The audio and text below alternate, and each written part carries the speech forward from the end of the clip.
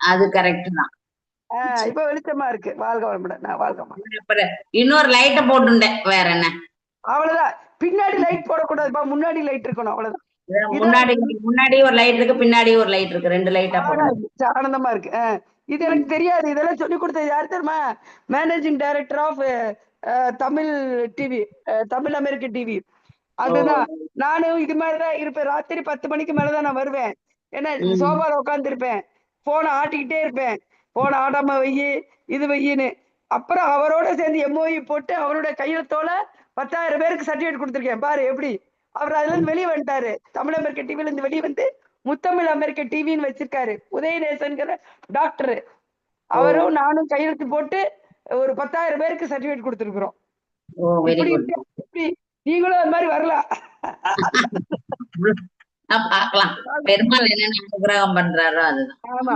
உரை எழுதுங்கப்பா, திருக்குறள் உரை எழுதுங்கப்பா. சரியா? 133 பேர் நமக்கு வேணும். மகேஸ்வரி லைன்ல இருக்காளா? இருக்கேம்மா. 133 பேர் வேணும். நம்ம ஒரு ஆளா கேளு. யாரெல்லாம் எழுதுறாங்க, யாரெல்லாம் எழுது, பேர் எழுதி வைக்கி. அவங்களால எழுத வச்சிருவோம். சரியா? பெரிய உலக சாதனை ஆயிரும் அது. சரியா? யாரும் நிக்க முடியாத உலக சாதனை ஆகும். சரியா? சரிம்மா. சரிம்மா. இவங்க வச்சலாமா, எல்லாத்துக்கிட்டையும் சொல்லுவான், எழுத வச்சிருவான். ஆமா. நான் ஃபர்ஸ்ட் 2 லாங்குவேஜ் எழுதுவாங்க. வச்சலாமா 2 லாங்குவேஜ் எழுதுவாங்க. தமிழ், இங்கிலீஷ். அவங்க நல்ல ப்ரொனன்சியேஷன்ல சூப்பரா இருக்குதுமா. நல்லா இருக்குது. நீங்க 2 லாங்குவேஜ்ல எழுதுங்கம்மா, முயற்சி பண்ணுங்கம்மா. சொல்லிருக்கேன். Tamil short and English short and. இப்ப நம்ம ஷார்ட் அண்ட் தெரிஞ்சிச்சு வச்சுக்கோ, ஒரு புத்தகத்துல இருக்கிற குறிப்பு வேகமா எடுத்துருவோம்ல. ஒரு தடவை வார்த்தை திருப்பி பேசுறது ரொம்ப ஈஸியா இருக்கும்ல. எனக்கு ஷார்ட் அண்ட் தெரியாம நேத்து பேச வேண்டி இருந்துச்சு. திருக்குறள் ஆன்மா உயிர்னு. சரியா? வாழ்க வளமுடன். ஷார்ட் அண்ட் சொல்லித்தாங்கப்பா எங்களுக்கு. Tamil short and English short and சொல்லித்தரேம்மா, சொல்லித்தரேன். நன்றிம்மா. ஓகேம்மா. இன்னைக்கு இப்ப ஆரம்பிக்கட்டுமாமா? நானு சரிங்கம்மா. ஓகே. சாப்டர் 100, பண்புடைமை. Who easy access give to every man, they say, of kindly courtesy will learn with ease the way. If one is easy of access to all, it will be easy for one to obtain the virtue called goodness. Benevolence and high-born dignity, these two are beaten baths of courtesy.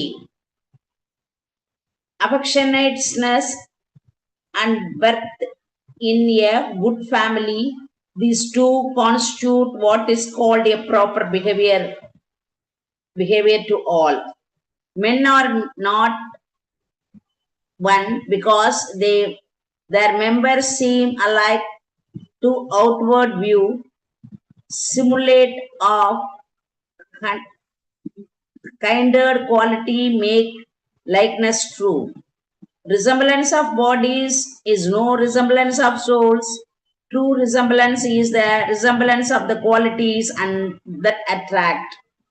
Of men of fruitful life, who kindly benefits dispense, the world unites to prize the noble excellence. The world applauds the character of those whose usefulness results from their equality and charity. Contempt is evil though in sport, they who man's nature know, even in their wrath, a courteous mind will show. Reproach is painful to one even in sport. Those who know the nature of others exhibit qualities even when they are hattered. The world abides for worthy men its weight sustain, were it not so, 'twill fall to dust again. The world submits by contact with the good, if not, if you bury itself in the earth and perish. Though sharp their wit as wide as blocks, they must remain whose souls are void of courtesy command. He who is destitute of human qualities resembles a tree, though he may possess the sharpness of a file. Though men with all unfriendly acts and wrongs assail, 'tis uttermost disgrace in courtesy to fall.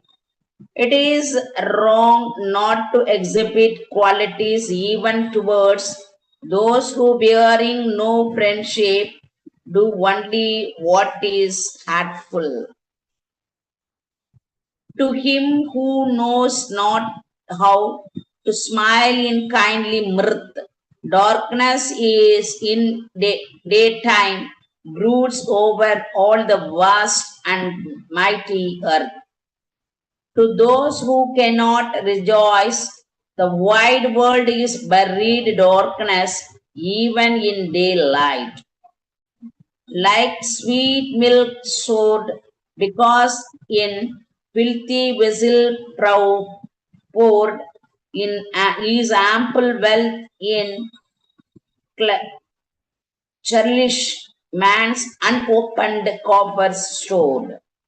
The great wealth obtained by one who has no goodness will perish like pure milk spoiled by the impurity of the vessel. 101 chapter number Nandriyil Selvam. Who fills his house with ample store, enjoying none, his deal not with the useless, keep is done. He who does not enjoy the immense riches he has heaped up in his house is, there is nothing achieved. Who giving not opinions from the wealth, all blessing springs, degraded birth that doing miser's folly brings. He who knows that wealthy yields every pressure and yet is so blind as to lead miserly life will be born a demon. Who lust to keep up wealth, but glory hold not dear. It perthens earth when on the stage of being they appear. A burden to the earth, or men bent on the acquisition of riches and not fame. Whom no one loves when he shall pass away, what doth he look to leave behind, I pray? What will the miser who is not liked regard as his own? Amid accumulated millions they are poor, who nothing give and not enjoy of all they store. Those who neither give nor enjoy are destitute though possessing immense riches. Their ample wealth is misery to men of clerish thought who not themselves enjoy and not to worthy men impart. He who enjoys not nor relieves the wants of the worthy is the disease to his wealth. Like women fair in lonelyhood, who aged grows, is wealth of him, no needy man who not bestows. The wealth of him who never bestows anything on the destitute is like a woman of beauty growing old without a husband. When he whom no man loves excludes, in great prosperity, 'tis as when fruits in mindmost of the town some poisonous tree. The wealth of him who is disliked is like the fruit bearing of the yeti tree in the midst of town. Who love abundant, self afflict, and virtuous way forsake, to keep up glittering wealth, their hoards shall others take. Strangers will inherit the riches that have been acquired without regard for friendship, comfort, and charity.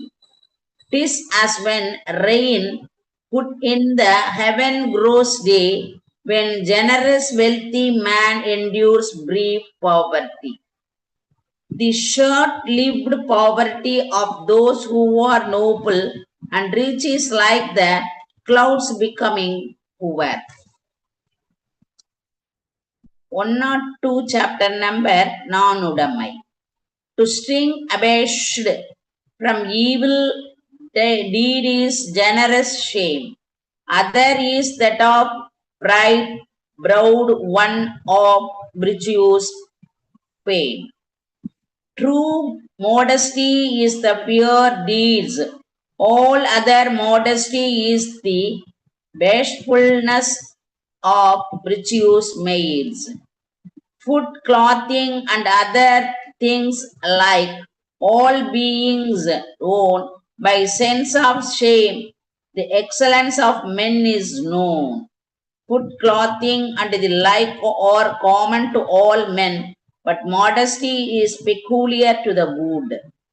All spirits home of flesh as habitation climb, and perfect virtue ever dwells with shame.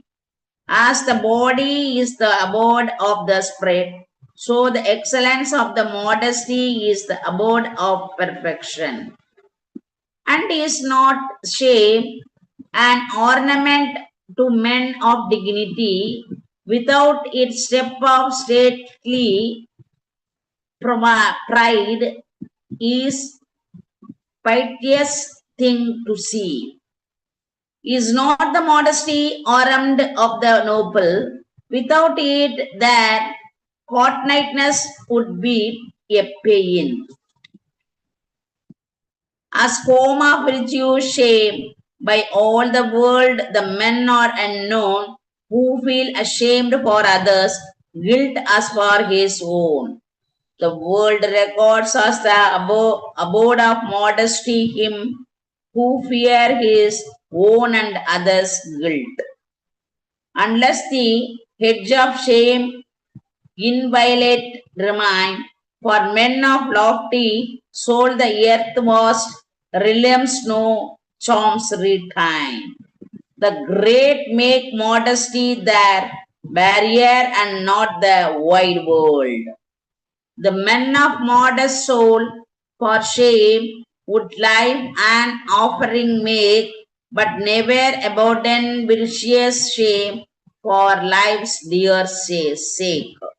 The modest would rather lose their life for the sake of modesty than lose modesty for the sake of life. Thou knowest no shame, while all around Asha met must be, virtue will shrink away, ashamed of thee. Virtue is likely to forsake him who shamelessly does what others are ashamed of. 12. Race consume if right observance fail. 12. Every good consume if shameless profile. Want of manners ensures only one's family, but want of modesty injures one's character. 'Tis as with strings a wooden pepper app's life's function, when those avoid to shame within hold intercourse with men. The action of those who are without modesty at heart are like those of puppet moved by a string. 103 chapter number Kudisayal Bagai. Who says, I will do my work, nor slake my hand, is greatness cloth with dignity supreme shall stand. The manly act and knowledgeful, when these combine in deed prolonged, then lengthen out the race line.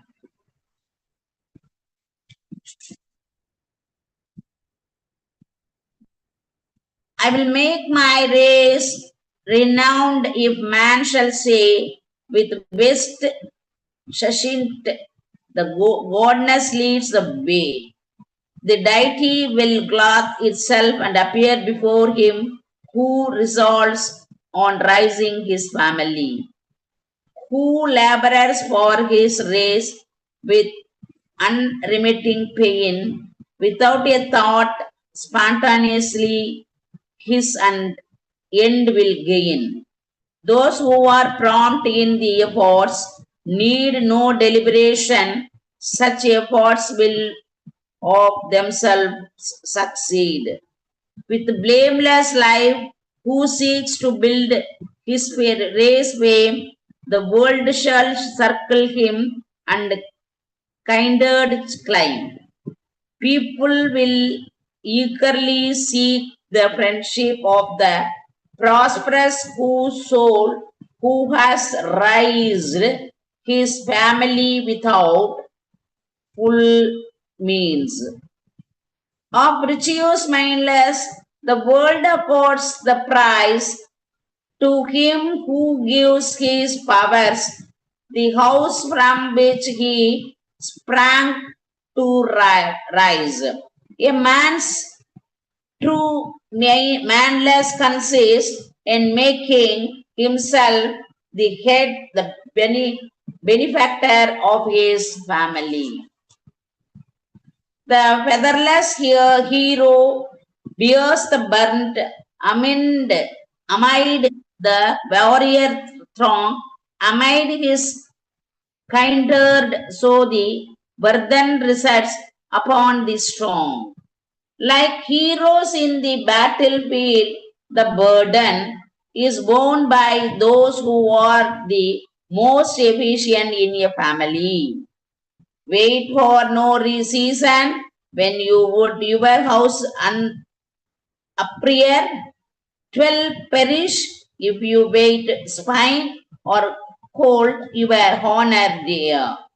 As your family suffers by indolence and false dignity, there is to be a season to those who strive to rise their family. Is not his body was that various sorrows fill, whose would his household screen from every ill. It is only to suffering that his body is exposed who undertakes to preserve his family from evil. When trouble the foundation saves the house must fail for full sorry, house must fall if no strong hand be nigh to prop the tottering wall. If there are no teeth to prop up and maintain a family, it will fall at the stroke of the axe of misfortune. 104th chapter number உழவு. Here,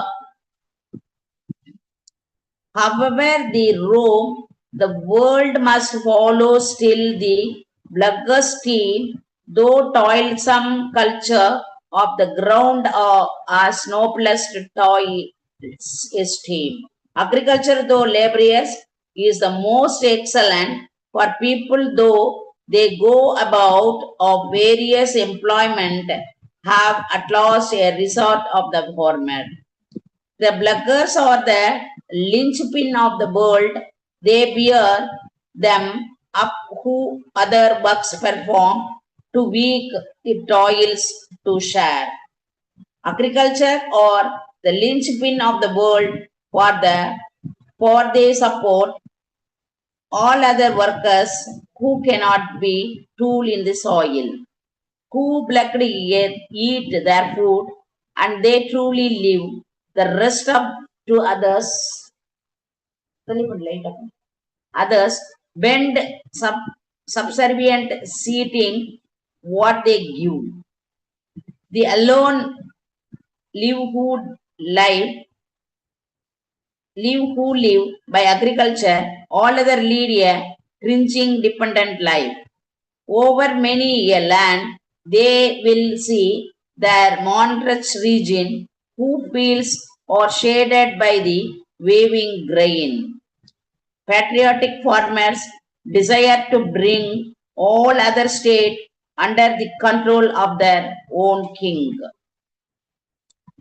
They nothing ask from others but to ask us give, whose rise with the own hands in the foot on which they lie. Those whose nature is to live by manual labor will never beg but give something to those beg.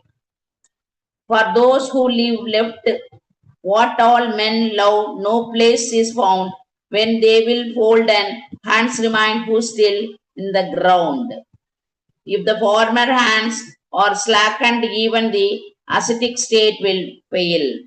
Reduce your soil to that dry state when ounces in quarter ounces weight, without the handful of manner, abundant crops you thus secure.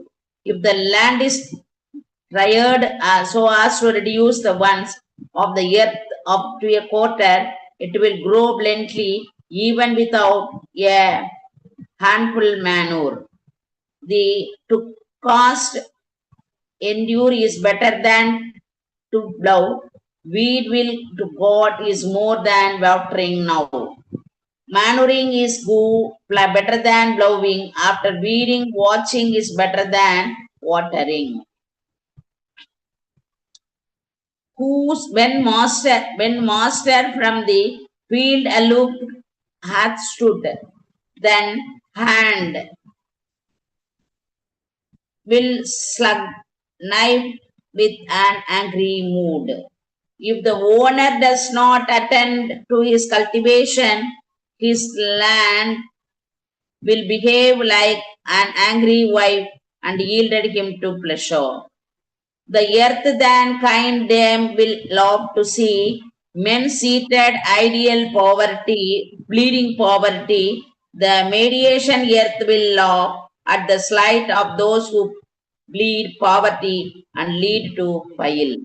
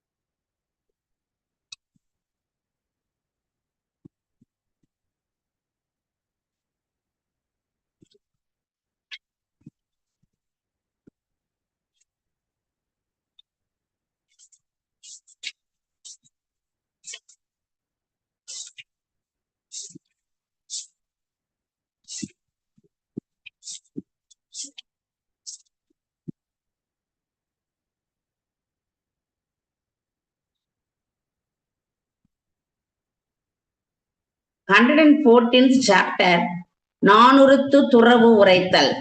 To those who have proved love's joy and now appreciated mount, except the helpful horse of palm, no other strength remains.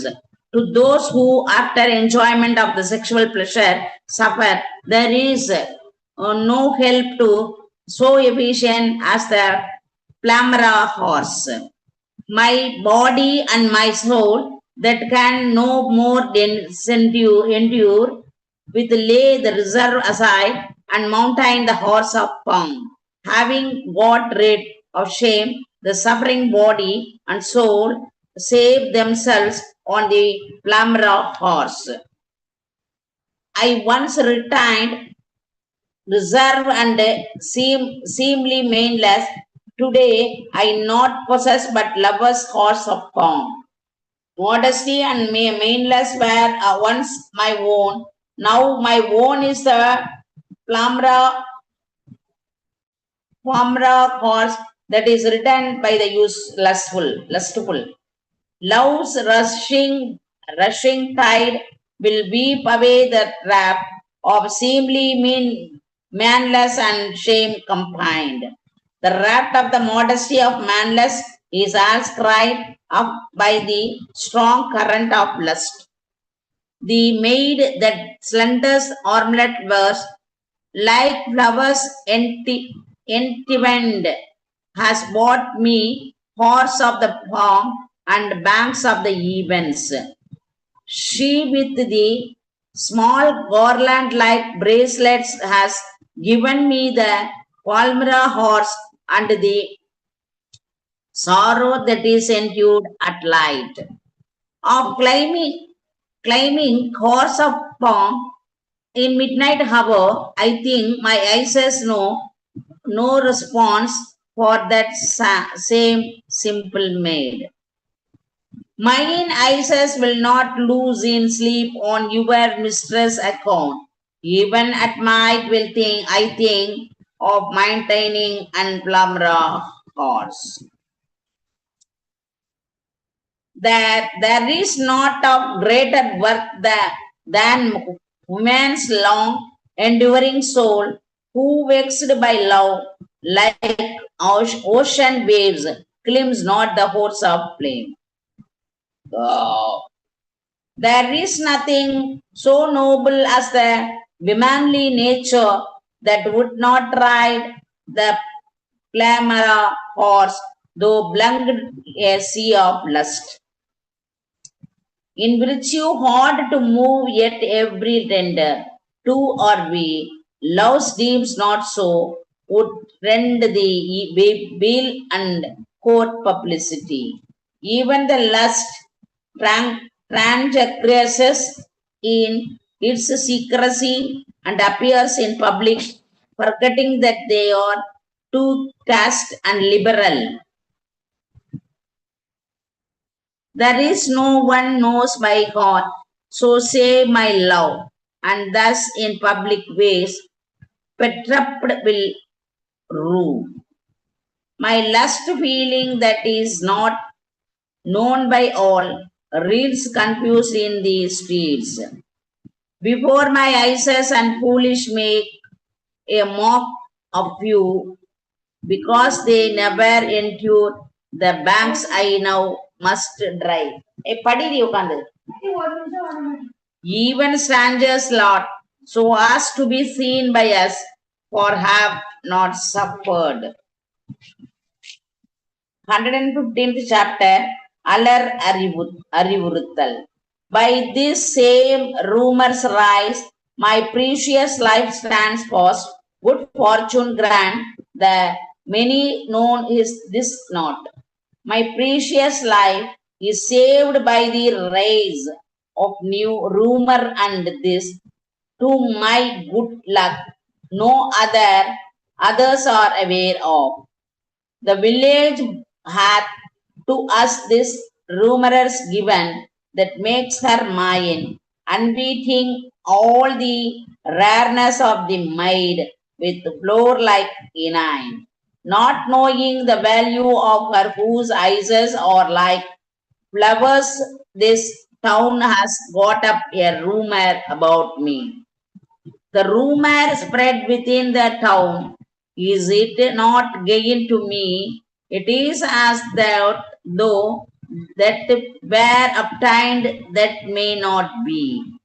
Will I not get a rumor that is known to the town? For what I have not, what is as if I had got it. The rumor rising makes my love to rise. My love who would lose his power and languish otherwise. Rumor increases the violence of my passion. Without it, it would grow weak and waste away. The more man drinks and the more he ever drank would be, the more my love is reviled, the sweeter it is to me. As drinking liquor is delightful whenever one is in mirth, so is lust delightful to me whenever it is a subject of rumor. I saw him but one single day. Rumor spreads soon as darkness when the dragon sighs on the moon. It was but a single day that I looked on, but the rumor therefore has spread like the sheer of the moon by the serpent. My unenglish grows pace, the town's report manures it, my mother's word doth water it. This madly is manured by the talk of women and watered by the words of my mother. With butter, oil, extinguished fire, I will prove harder by scandal to extinguish love. To say that one would extinguish passion by rumor is like extinguishing fire with ghee. When he who said fear not hath left me blamed, while many string can I from rumor hide ashamed. When the departure of him who said for fear not has put me to shame before others, why need I ashamed a scandal? If we desire, who loves will grant what we require. This town sends forth the rumor we desire. The rumor I desire is raised by the town, and my lover would, if desired, constant. 116th chapter number பிரிவு ஆற்றாமை. If you will say I leave thee not, then tell me so. Of quick return tell those that can survive this woe. If it is not departure, tell me, but if it is your speedy return, tell it to those who would be alive them. It once was perfect joy to look upon his face, but now the fear of parting sadness each embrace. His very look are once pleasing, but even intercourse is painful through fear of separation. To trust henceforth is hard if ever he depart, even he who knows his promise and my breaking heart. Breaking heart. As even the lover who understands may at times depart, confidence is hardly possible. In the depart who fondly said, Fear not what blame incurred by those who trusted to his reassuring word. If he who bestowed his love and said, Fear not, should depart, will it be the fault of those who believe in assuring words? If you would guard my life from going him restrain, who files my life? If ye depart, hardly we meet again. If you would say, delay the departure of my destined, for if he departs, intercourse will become impossible. To cherish longing hope that he should ever gracious be is hard when he could stand and of departure speak to me. If he is so cruel as to mention his departure, the hope that he would bestow must be given up. The bracelet slipping from my wrist announced before departure of the prince that rules the Asian shore.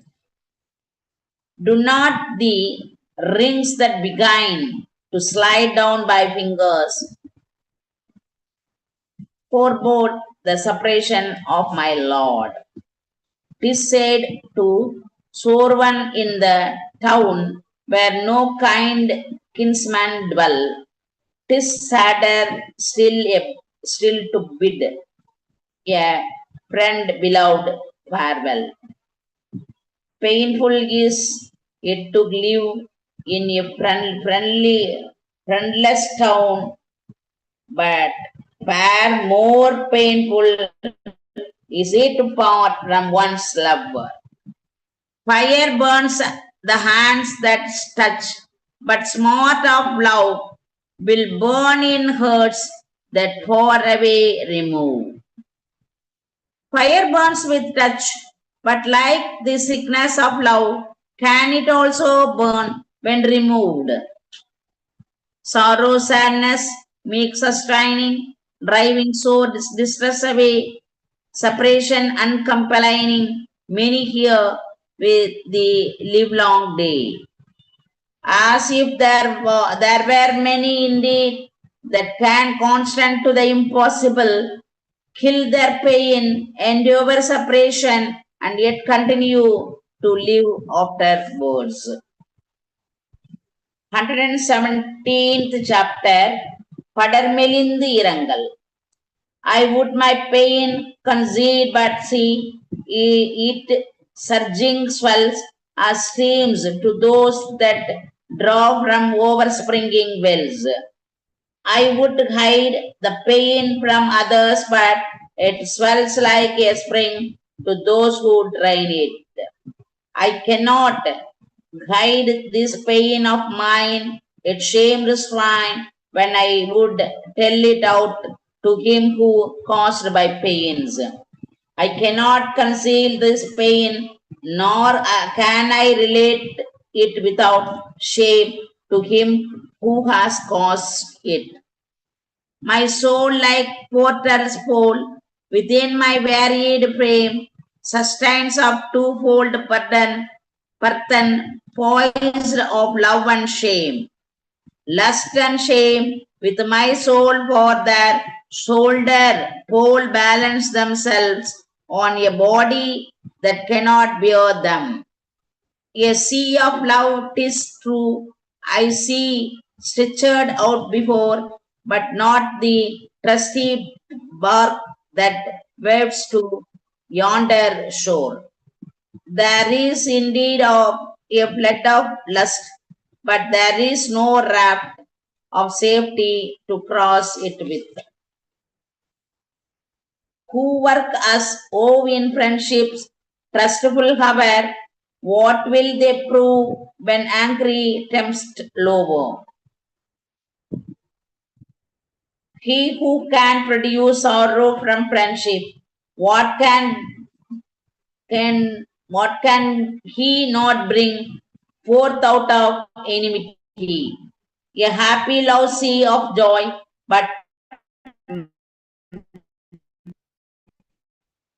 mitler sorrow stroll from unprofessed love athwart the troubled soul. The pleasure of the lust is the sea, but the pain of the lust is far greater. The swim of purer tide of love and can no shore describe. In watches of the night to meet the waters only. I have swam across the troubled flood of lust, but have not seen it shore. Even at night I am alone, still I love. All living souls in a slumber soft she sleeps, but me lone kind night for her companion keeps. The night which graciously lusts to sleep all living creatures, he has me alone for the companion.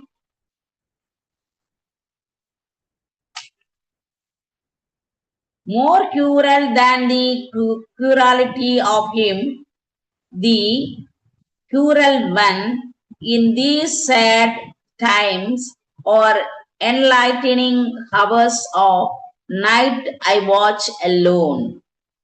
The long nights of these days are the former more cruel than the thoughtless who is torturing me. When I of mine would ask my soul, go forth to him, it knows now not how throat floods of its own tears to swim.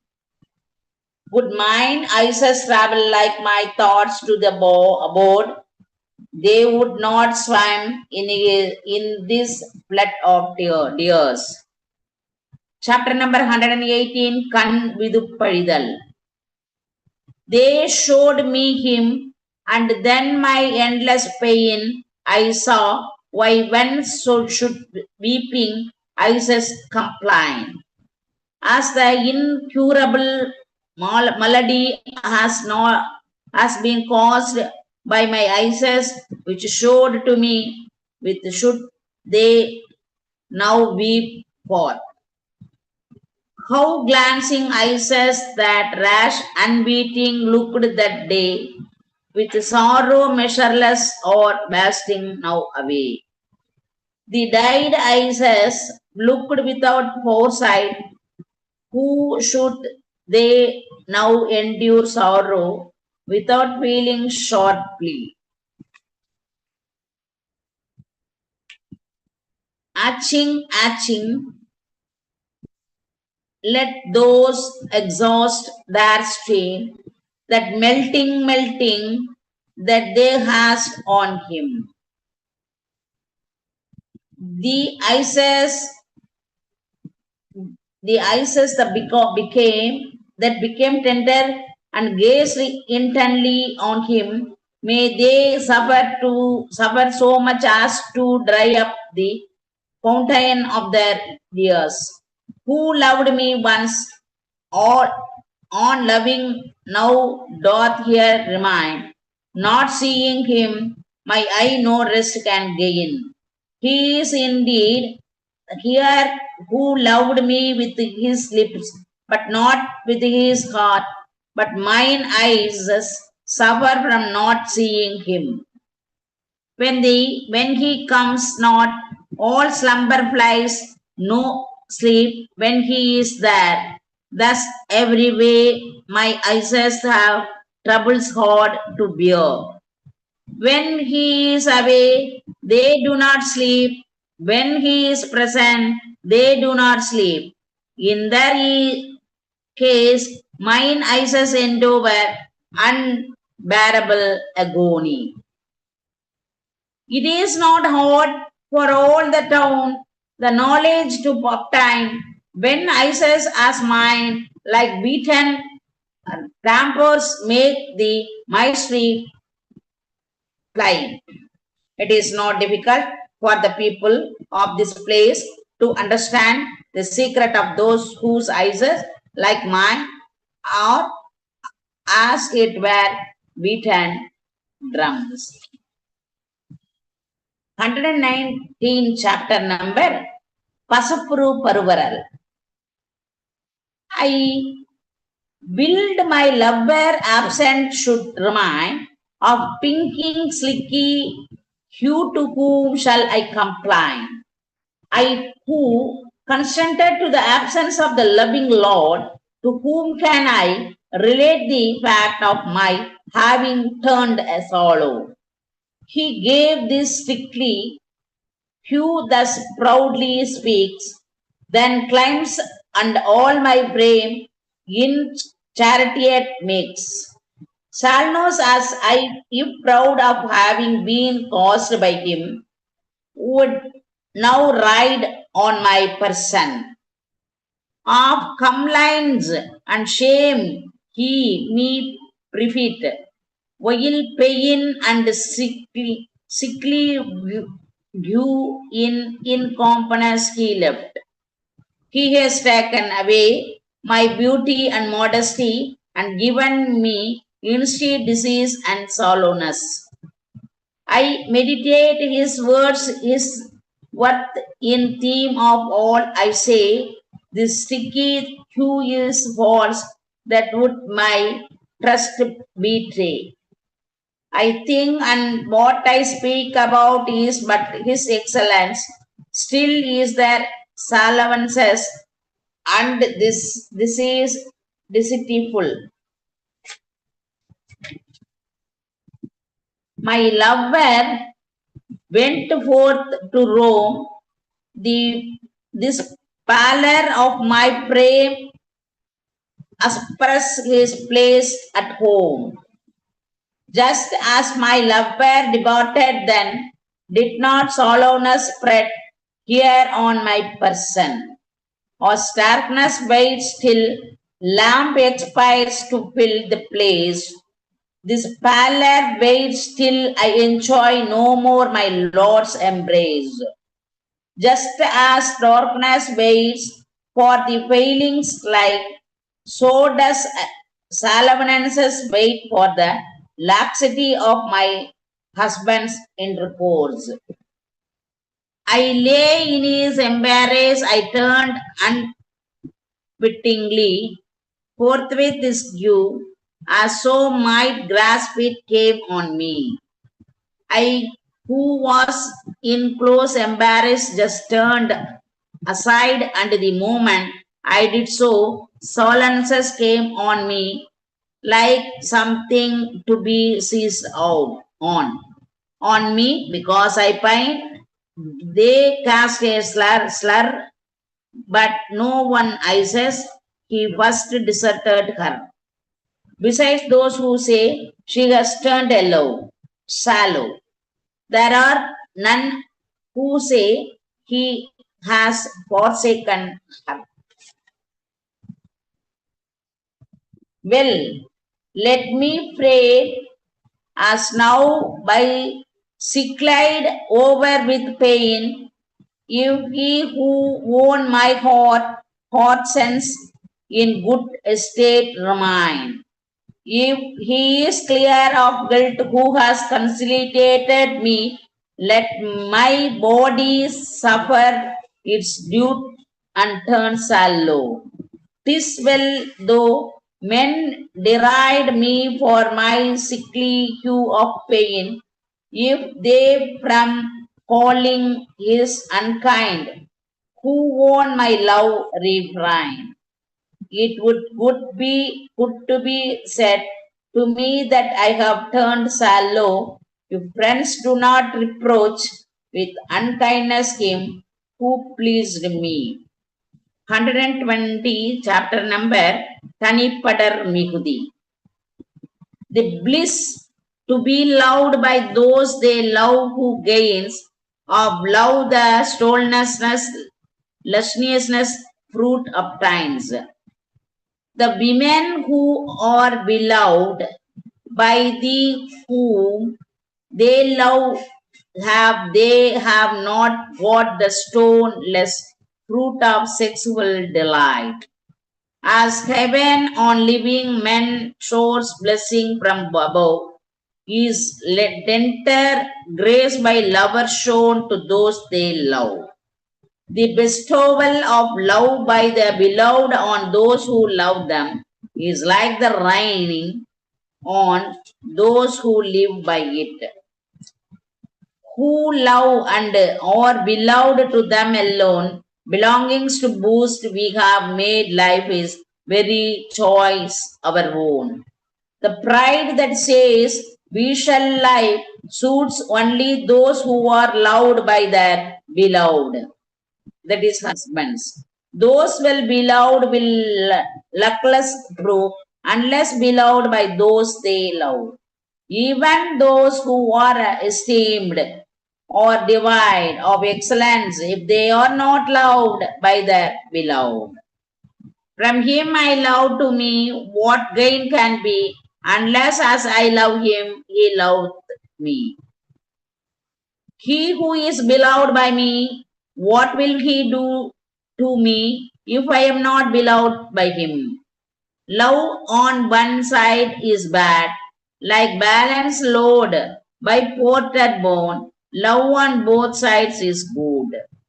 Lust, like the weight of the cavity pains, if the light is one and only but pleases, it is in both.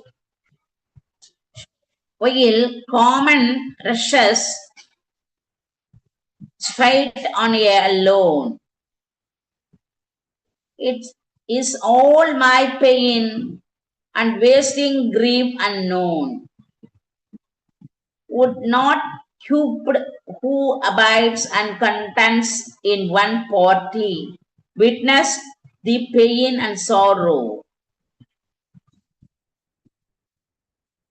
Who hear from lovers' lips no pleasant word from day to day, yet in the world live out their life no braver souls than they. There is no one in the world so hard-hearted as those who have lived without receiving a kind word from their beloved. Though he may hurt desires, no grace accords to me, yet every ancient of his voice is melody. Though my beloved bestows no love on one, still are his words sweet to my ears. Tell him thy pain that loves not thee. Farewell, my soul, fill up the sea. Live, O my soul. Who would you who relate your great sorrow to strangers? Try rather to fill up your own sea. 121th chapter, நினைந்தவர் புலம்பல். From thought of her unfailing gladness springs, sweeter than palm rise with wine the joy love brings. Sexuality is sweeter than liquor because when remembered, it grades a most rapturous delight. How great is love! Behold its sweetness past belief. Think on the lover, and the spirit knows no grief. Even to think of one's beloved gives one no pain. Sexuality in a degree is always delightful. A fit of sneezing threatened, but it passed away. He seemed to think of me, but do his fancious stray.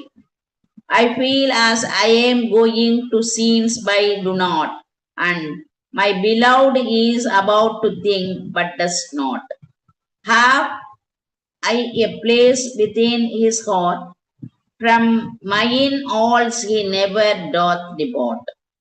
He continues to abide in my soul. Do I likewise abide in his? From his heart he joylessly excludes. Hath he no shame, who ceaseless on my hurt induce? He who has imprisoned me in his soul, in he ashamed to enter instantly into mine. How life I yet I live to ponder over the days of bliss with him that are no more. I live my remembering my intercourse with him. If it were not so, he would I live. If I remembered not what were I then, and yet they fiery smart of what my spirit knows not to forget. I have never forgotten, even to think of it burns my soul. Would I live if I should ever forget it? My frequent thought no wrath exceeds is not so. This honor that my love on me bestow. He will not be angry, however much I may think of him. Is not so much the delight beloved offers me. Dear life departs, when his ungracious deeds I ponder over, who said erstwhile were one for evermore. My precious life is wasting away by thinking too much on the plurality of him who said we were not different. Set not so so mayst though prosper moon, then Isis may see my love who went away, but ever bides with me. My love, may you live, O moon, do not set that I might see him who has departed without quitting my soul. 122 chapter number கனவுநிலை உரைத்தல். It came and brought to me that nighty vision rare, a message from my love. What feast shall I prepare? Wherewith shall I face the dream which has brought me my dear one's messenger? If my door crack corp like I will close in sleep as I implore the tale of my long suffering life I will tell my loved ones over. It is my wish like painted ices should, at my begging, close in sleep, I would fully relate my sufferings to my Lord. Him who in walking hover to kindness shows, it dreams I see, and so my lifetime goes. My life lost us because in my dreams I behold him who does not favor my in my walking hours. Some pleasure I enjoy when him who loves not me in waking hours, the vision searches out and makes me see.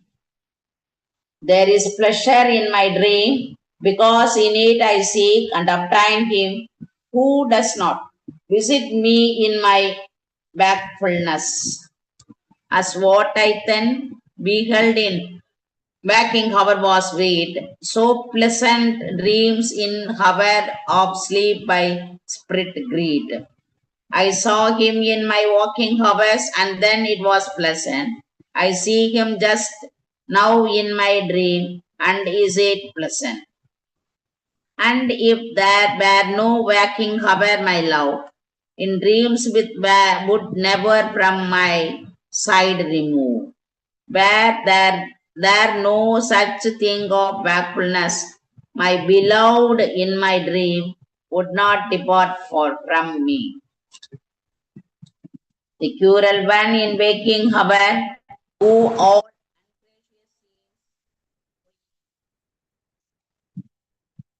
why should he thus torment my soul in my nightly dreams. The cruel one who would not favor in my wakefulness, what rights has to torture me in my dreams. And when I sleep, he holds my warm embrace. When I to feel my heart makes fast. When I am asleep, he rests on my shoulders. When I awake, he has turned into my soul. In dreams who never their lover form perceive, for those in waking hours who shows no love will grieve. They who have no dear ones to behold, in the dreams blame him who visits me not in my waking hours. They say that his waking hours has left me alone. It dreams thee, surely see him, these people of the town. The women of the place say he has forsaken me in my wakefulness. I think they have not seen visit me in my dreams. 123 chapter number பொழுது கண்டு இரங்கல். Thou art not evening but a spare that doth devour the souls of brides, farewell though evening hour. Life, oh you evening, you are you evening? No, you are the season that slays women. The thine eye is said, pale doubtful hour of in eventide of cruel eye, as in my spouse is to thy pride. A long life to you, O dark evening. You are sightless. If you cat help made as hard-hearted as mine. With buds of chilly dew worn, evening shades enclose. My anguish buds space, and all my sorrow grows. The evening that came in the trembling and dimness brings me an aversion for life and increasing sorrow. When absent is my love, the evening hover distance, as when an alien host to field of battle bends. In the absence of my lover, evening comes in like slayers on the field of slaughter. O moon, how have I won the grace, though bring relief? O eve, why art thou poor? Thou dost renew my grief. What good have I done in morning? What evil to evening? The that evening I never knew, till he my wedded spouse from me withdrew. Previous of my husband's departure, I know not the painful nature of evening. My grief at morn a bud, all day an opening flower, full blow expands in evening above. This malady burns forth in the morning, expands all day long, and blossoms in the evening. The shepherd's pipe is like a murderous weapon to my ear, for it proclaims the hour of evening, fire unanguished near. The shepherd's flute now sounds as the fire foreigner of night and is become a weapon that slays. If evening's shades that darken all my soul extend, from the afflicted town will wood of grief send.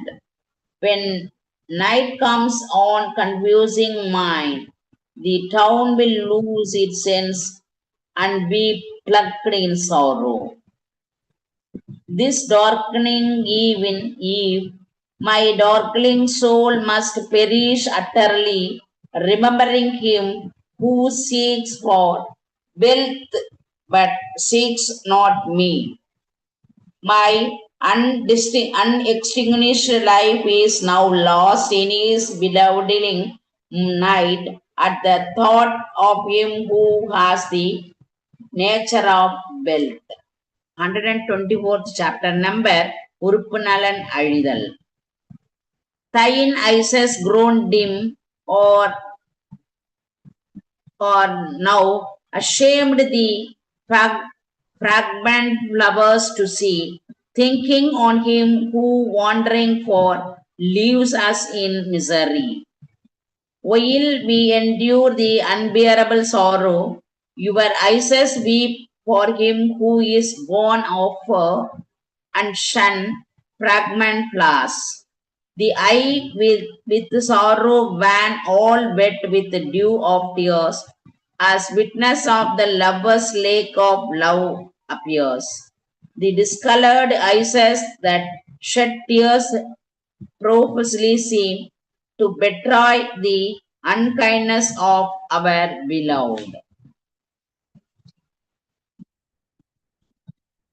These withered arms, destined wagons abundantly display that swelled with joy on that glad nuptial day.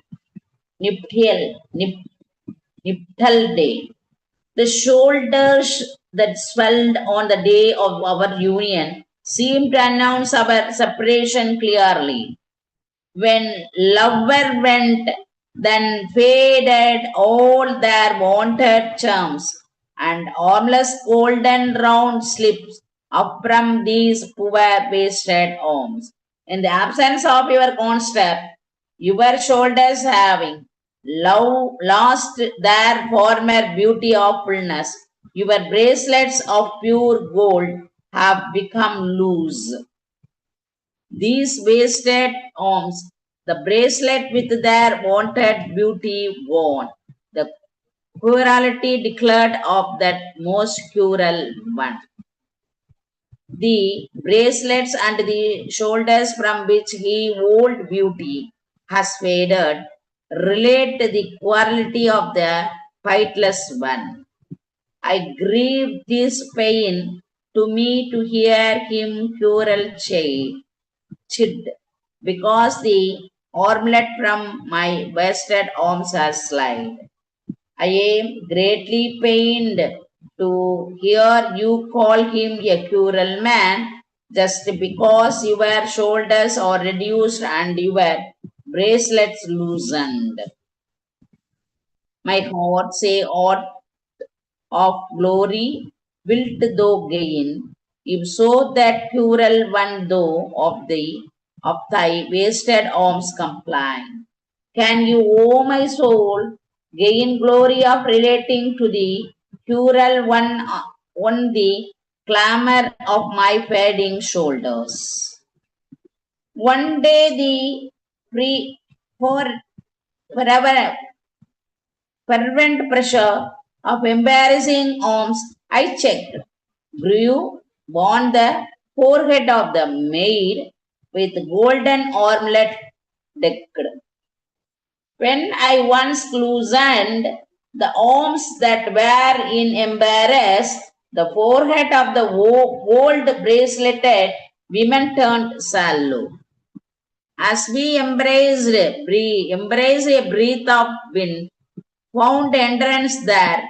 The maid's large liquid eyes were dimmed with care. When but a breath of breeze venerated our embrace, her large cool eyes became shallow. The dimness of her eye felt sorrow now, beholding what was done by that bright brow. Was it at the sight of what the bright forehead had done that the sallowness of her eyes became sad. 125 chapter number Nedunchodu Kilattal.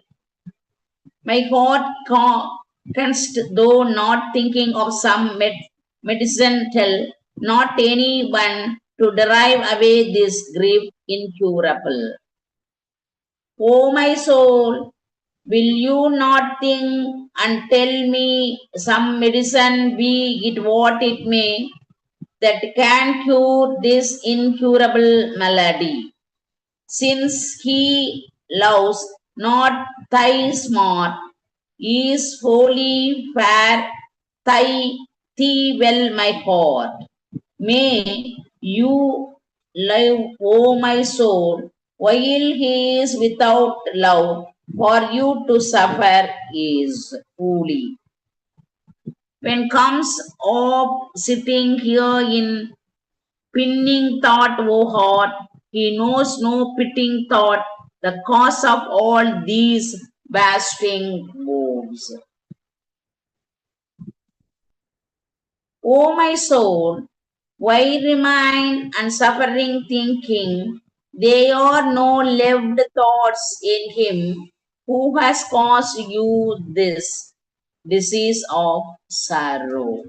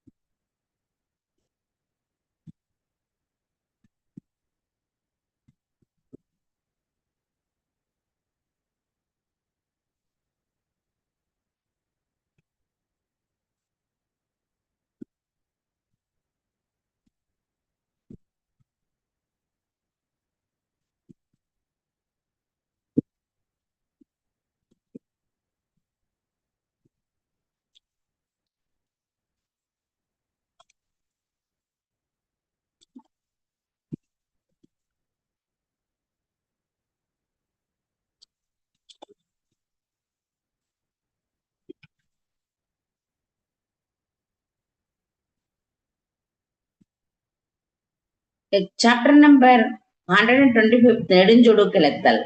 My heart canst though not thinking of some medicine tell what comes of sitting here in spinning thought, O heart? He knows no pitying thought, the cause of all these wasting woes. O my soul, why remain and suffering think there are no little thoughts in him who has caused you this disease of sorrow? O rid me of these eyes, my heart for they, longing to see him, wear my life away. O my soul, take my eyes also with you. These would eat me up to see him. O heart, as a foe, can I abandon utterly him who thought I long for him, longs not for me? O my soul, can he who loves not thought he is beloved be forsaken, saying he hurts me? My heart falls is the fire that burns, thou canst not wrath maintain, if thou thy love behold, embracing, soothing all the pain.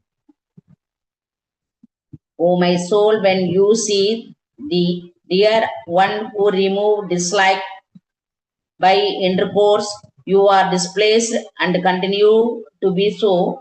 Nay, your displeasure is false. O or were bid thy love or bid thy shame depart. For me, I cannot bear them both my worthy heart. O my good soul, give up either lust or honor.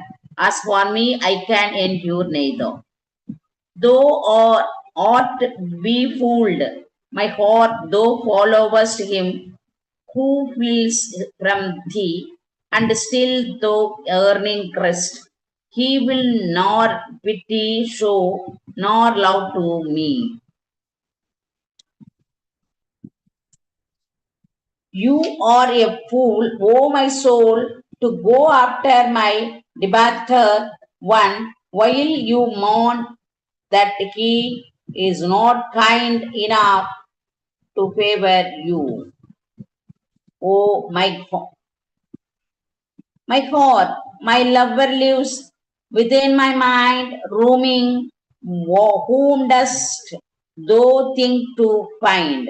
O my soul, to whom would you repair, while the dear one is within yourself? If I should keep in mind the man who utterly renounces me, my soul must suffer further loss of dignity. If I retain in my care him who has left me without befriending me, I shall lose even the beauty that remains. Chapter number 126 Nirai Alidal.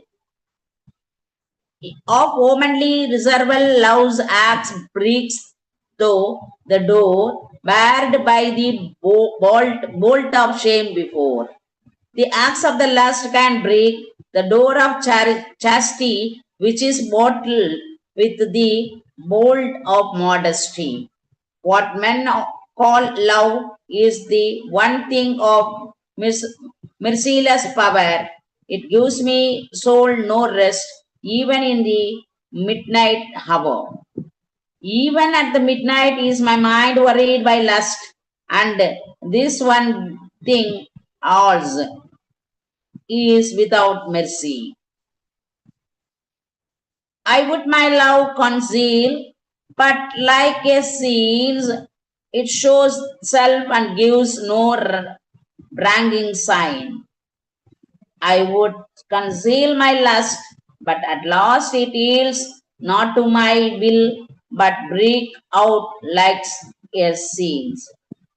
In womanly reserve, I deemed myself beyond aside, but love will come abroad and cast away thy will. I say I would be firm, but all's my malady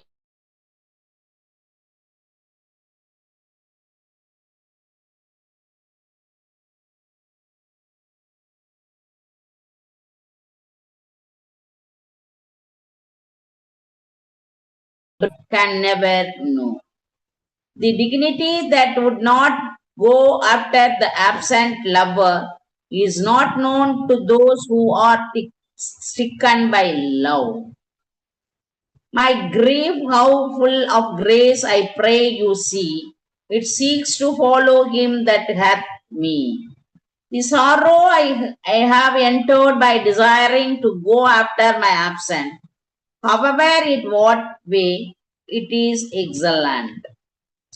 No sense of shame my glanted mind shall prove when he returns my longing heart to bless with love. I know nothing like shame when my beloved does from love what is desired that is by me. The words of that deceiver versed in every willy art or instruments that break, though ever God of women's heart, or not the enstilling words of my trick bounding, roguish lover, the weapon that breaks away my feminine firmness. I will shun his greeting, saying thus with pride away I went. I held him in my arms, for straight I felt my heart relent. I said I would fain dislike, and so went, embrace him. The moment I say, my mind began to unite with him. We will stand aloof and the embrace. Is this for them to say, whose hearts are as the fat that in the blaze dissolves away? It is possible for those hearts met like fat in the fire to say they can feign a strong dislike and remain so. 127 chapter number Our Vayin Vidumbal. My eyes have lost their brightness, sight is dimmed. My fingers worn with though nothing on the wall. They the days since I was left forlorn. My finger has worn away by making the days he has been absent, while my eyes have lost their luster and begin to fade. Although with gleaming jewels decked, would I forget for this one day. Henceforth these bracelets from my arms will slip by my beauty borne away. Oh, you bright jeweled maid, if I forget here today, my shoulders will lose their beauty even in the other life and make by my bracelets. On victory intent he is mine, sole company he went, and I yet life sustain and long to see his face again. I still live by longing for the arrival of him who has gone out of loves for victory and the valorous as his guide. He comes again who left my side, and I shall taste love's joy. My heart with rapture swells when thoughts like these my mind employ. My heart is red of its sorrow and swells with rapture to think of my absent lawyer returning with his love.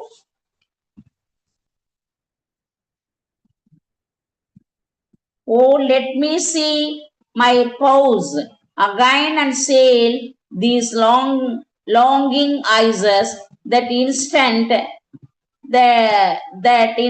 from my bastard frame all pallor files. May I look on my love till I am satisfied, and thereafter will vanish the sallowness of my slender shoulders. Oh, let my spouse but come again to me one day. I will drink that nectar, wasting grief shall fly away. May my husband return some day, and then will I enjoy so as to destroy all his agoning sorrow. Shall I draw back or yield myself, or shall both mingled me when it returns my spouse, dear as these eyes to me? On the return of him who is dear as my eyes, as I displace, and I embrace, or I to do both. Oh, would my king would fight, overcome, divide the spoil. At home tonight, the banquet spread should groan the toil. Let the king fight and gain. Let me united to my wife and feast the evening. One day will seem like 7 to those who watch and yawn for that glad day when wanders from Rapha offer return. To those who suffer waiting from the day of return of the distant, love's one day is as long as 7 days. What is my return? The meeting hour, the wished for greeting work. If she heard broken like with all her life poured forth. After he died of a broken heart, that good will there be if she is to receive me, has received me, or has even embraced me. Chapter number 128, Puripu Arivuruttal. Though hits it yet thine eye, disdaining all restraint, something I know not what would utter of complaint. Though you would conceal your painted eyes would not, for transgressing they tell something. The simple one whose beauty fills mine eye, whose shoulder crew like bamboo stream, hath all a woman modest sweet reserve. And usually great is the female simplicity of your mind, maid, whose beauty fills my eyes, and whose shoulder resembles the bamboo. As through the crystal beads is seen, the thread on which thy rise strung, so in his beauty gleams, some thought cannot find a tongue. There is something that is implied in the beauty of this woman, like a thread it is visible in a garland of gems. As fragrance is the opening bud, some secret lights concealed in budding smile of his dear damsel eyes. There is something in the unmatured smile of his maid, like the fragrance that is contained is an unblossomed bud. The secret vials of her with crowning armless decked, or medicines by which may my rising grief is checked. The well-meant departure of her whose bangles or tight fitting contains a remedy that can cure my great sorrow. While loving embarrassing me, his heart is only grief. It makes me that think that I again shall live of love breathed. The embarrass that fills me the comfort and the gladness is capable of enduring sorrow and meditating on his want of love. My severance from the Lord of his cool shore, my very armlets told me long before. My bracelets have understood before me the separation of him who rules the cool seashore. My loved one left me. Was it yesterday? Days is 7 my paled body was away. It was but yesterday my lover departed, and it is 7 days since my complexion turned sallow. She viewed her tender arms, she viewed the armless from them slide. She viewed her feet, all this the lady did. She looked at her bracelets, her tender shoulders, and her feet. This was what she did there significantly to show by the pain of love, and for relief to pray, is woman's hood. Most warmly devised men say, to express their love sickness by their eyes and resort to begging speaks more than ordinary female excellence. 129 chapter number Punarchi Vidumbal.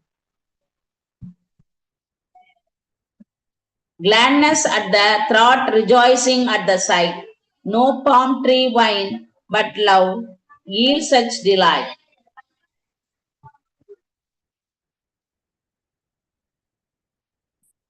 To please by thought and cheer by sight is peculiar, not to liquor by but lust.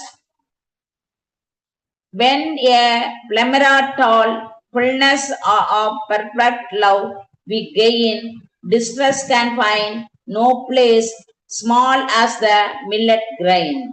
If women have a lust that exceeds even the measure of the plumera fruit, they will not dislike even as much as the millet.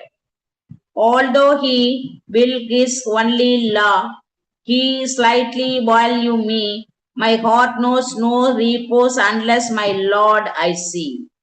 Though my eyes disgrade me and do what is pleasing to my husband, still will they not be satisfied unless they see him. My friend, I went prepared to show a cool disdain. My heart, forgetting all, would not its love restrain. Oh, my friend, I was prepared in to feign displeasure, but my mind, forgetting it, was ready to embarrass him. The eye sees not the rod that pains it, nor can see unfold when I behold my husband's nigh. Like the eyes which see not the pencil that paints it, I cannot see my husband's fault when I meet him. When him I see to all his faults, I am blind, but when I see him not, nothing but faults I find. When I see my husband, I do not see any fault, but when I do not see him, I do not see anything but faults. All as those of rescue shore who plunges into the stream, so did I anchor fain, though it must falsehood seem.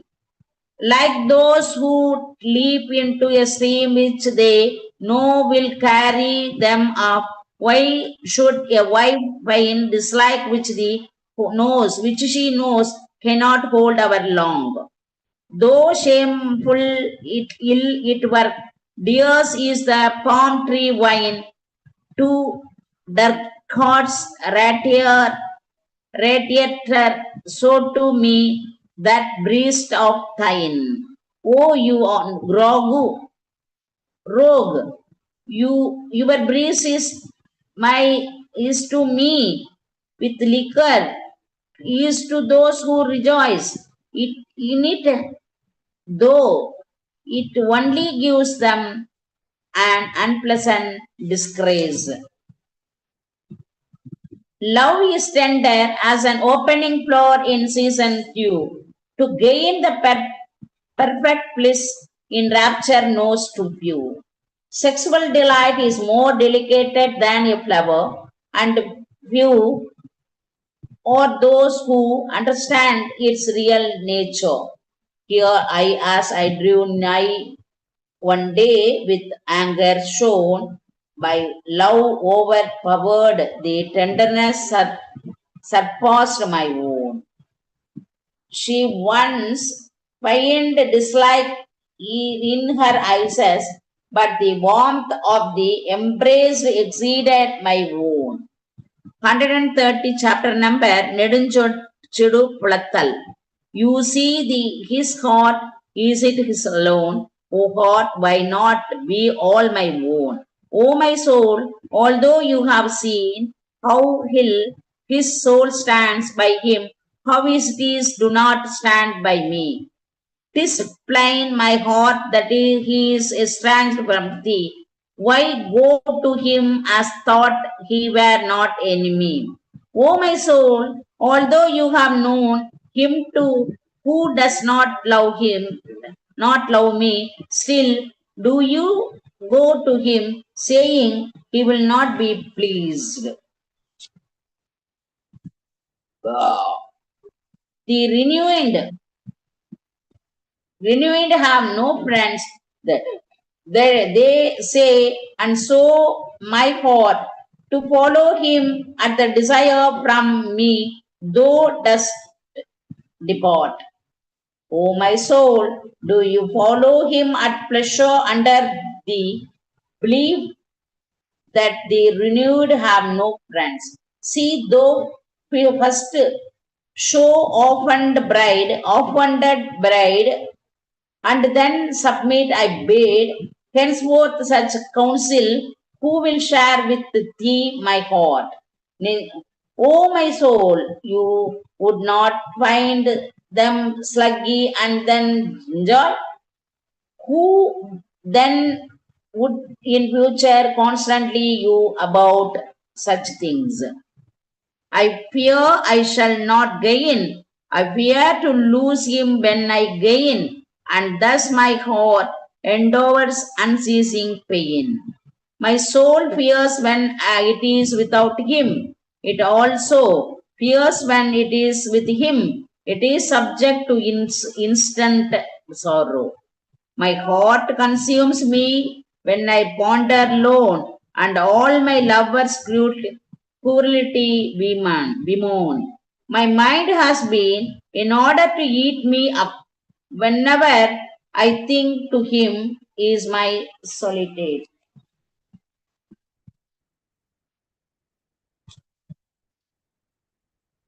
Fallen neath the sway of his ignoble foolish heart.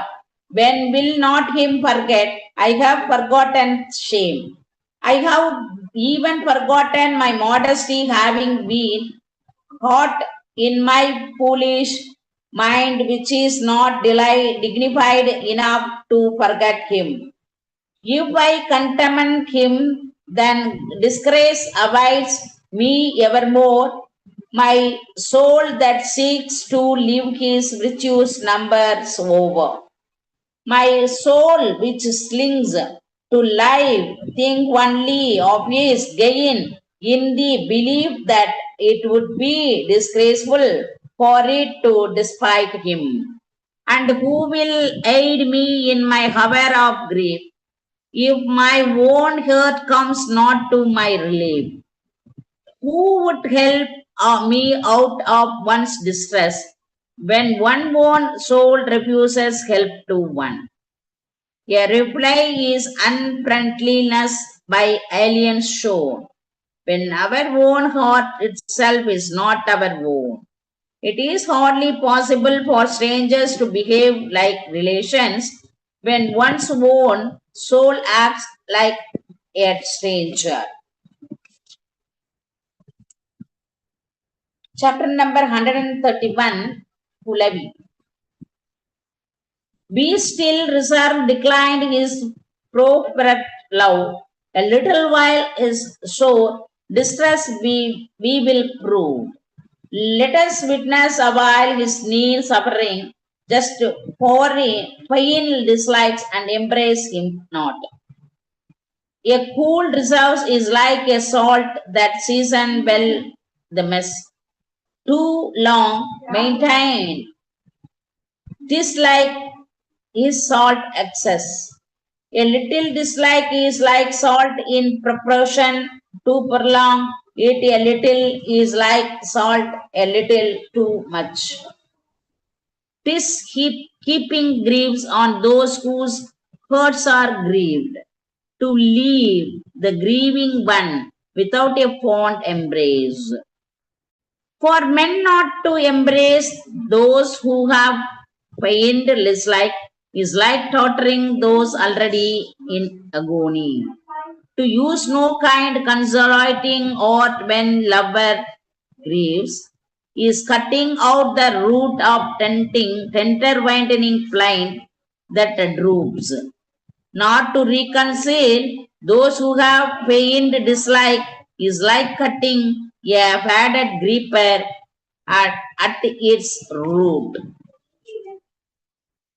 Even to men of good and worthy mind, the petulance of wives with flowery eyes lacks not a lovely grace, and increased shyness in those whose eyes are like flowers is beautiful even to a good virtuous husband's. Love without hearted is refined fruit, without some leisure strip, fruit immature. Sexual pleasure without prolonged and short lived dislike is like to ripe the unripe fruit. The lover's quarrel begins its pain with mind upright, asks doubtful reunion, sweet be long delayed. The doubt as to whether intercourse would take place soon or not creates a sorrow in pained dislike. What good can grieving do when none who love are there to know the grief their soul endures? What veil sorrow when I am without a wife who won't understand the cause of my sorrow? Whatever is pleasure, the cooling shade, so coolness for a time with those we love.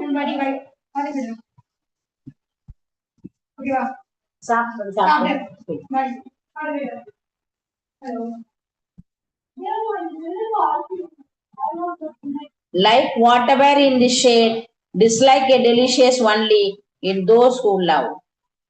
Of her who leaves me thus in variance languishing, to think within my heart with love is fond desire. It is nothing but strong desire that makes her mind unite with me who can leave her to her own dislike. Chapter number 132 Pulavi Nunukam.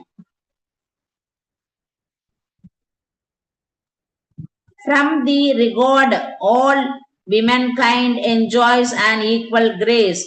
Although of wandering, fickle mind, I shrink from thine embrace. You are given to proposition all those who are born in womankind enjoy you with their eyes in an ordinary way. I will not embrace you. One day we slimed, shuckled, he sneezed. The reason well I know. He thought that I, to speak well please, would say long life to you.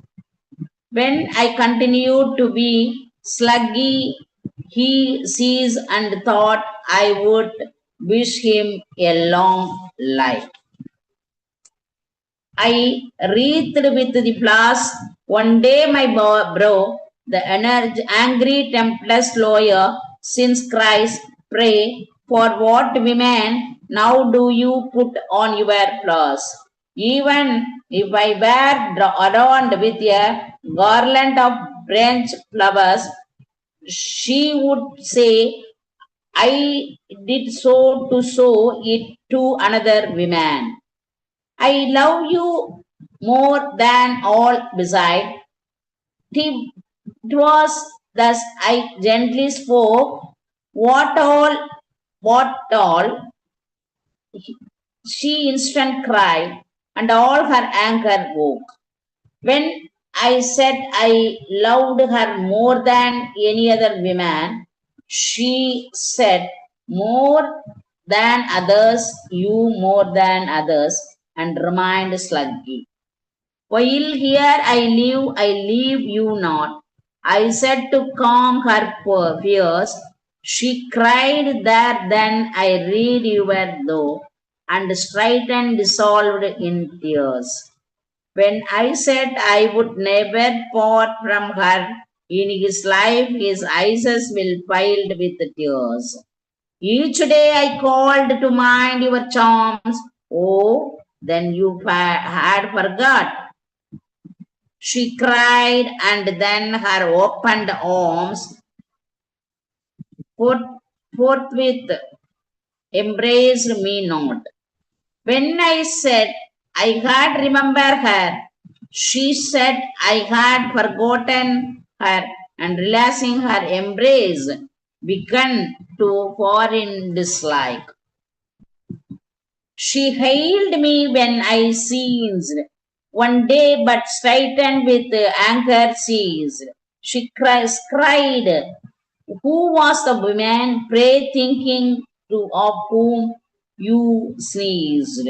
When I sneezed, she blessed me, but at once changed and wept, asking, at the thought of women, did you sneeze?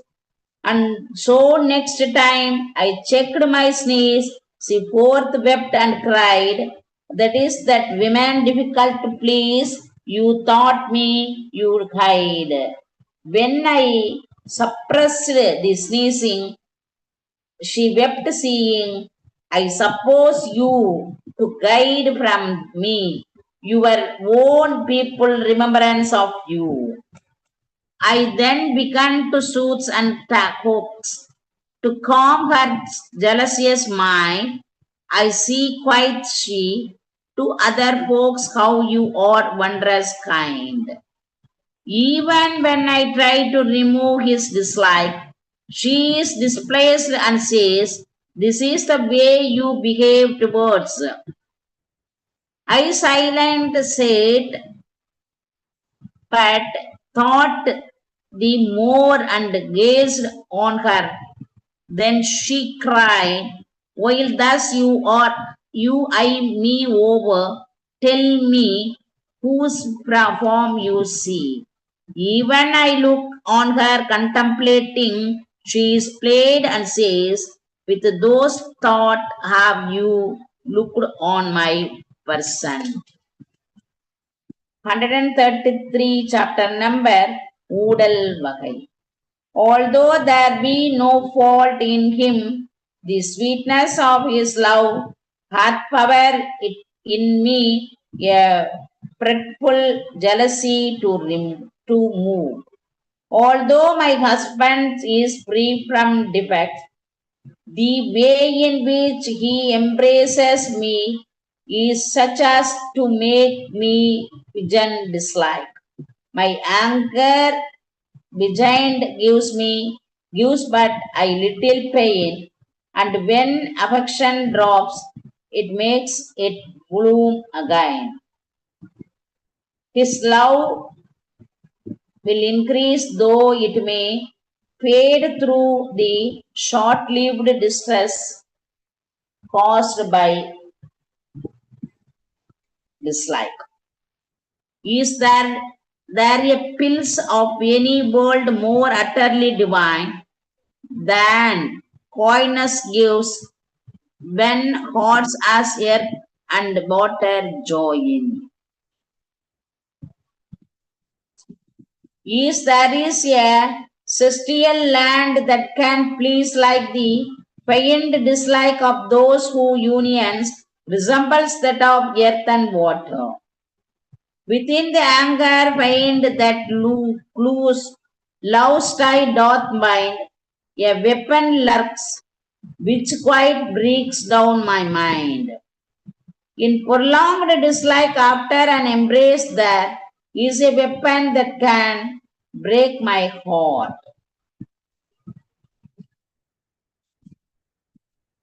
Though free from fault, from loved one tender arms, to be estranged a while hath its own special charms. Though free from defects, men feel pleased when they cannot embrace the declared. shoulders of those whom they love. 'Tis sweeter to digest your food than 'tis to eat. In love than union self is anchor find more sweet. To digest what has been eaten is more delightful than to eat more. Likewise, love is more delightful in dislike than intercourse. In lovers' quarrels, ties that the one that first gives way, that is, in reunion joy, is seen to win the day. Those are conquerors whose dislike has been defeated, and that is proved by love.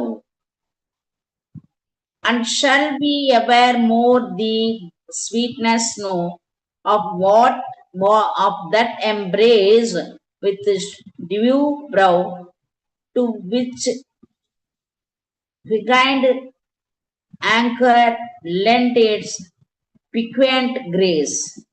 Will I enjoy one more through his dislike the pleasure of that makes her forehead perspire? Let her whose jewels brightly shine aversion pain that I may still plead on, O night, for long the resign. May the bright jeweled one pain dislike, and may the night be prolonged for me to implore her.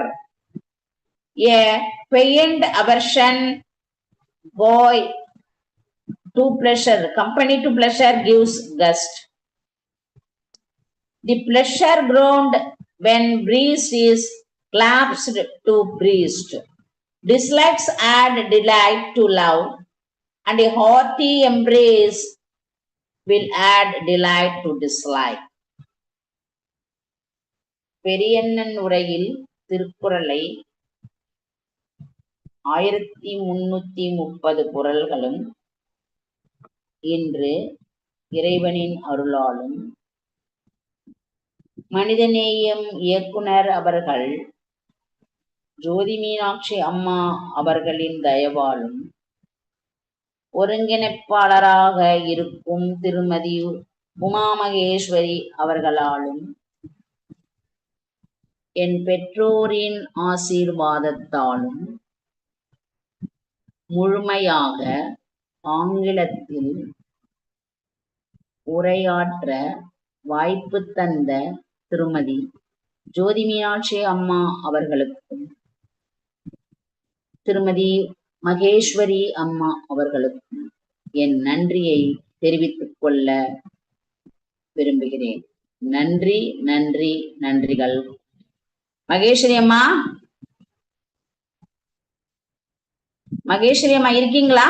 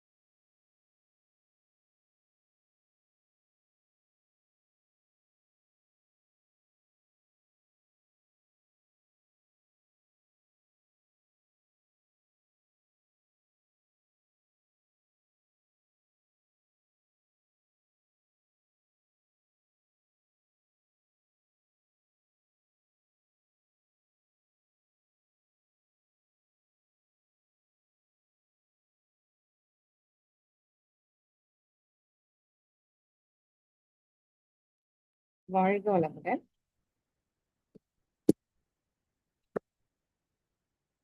Vethathiri மகிழ்ச்சியோட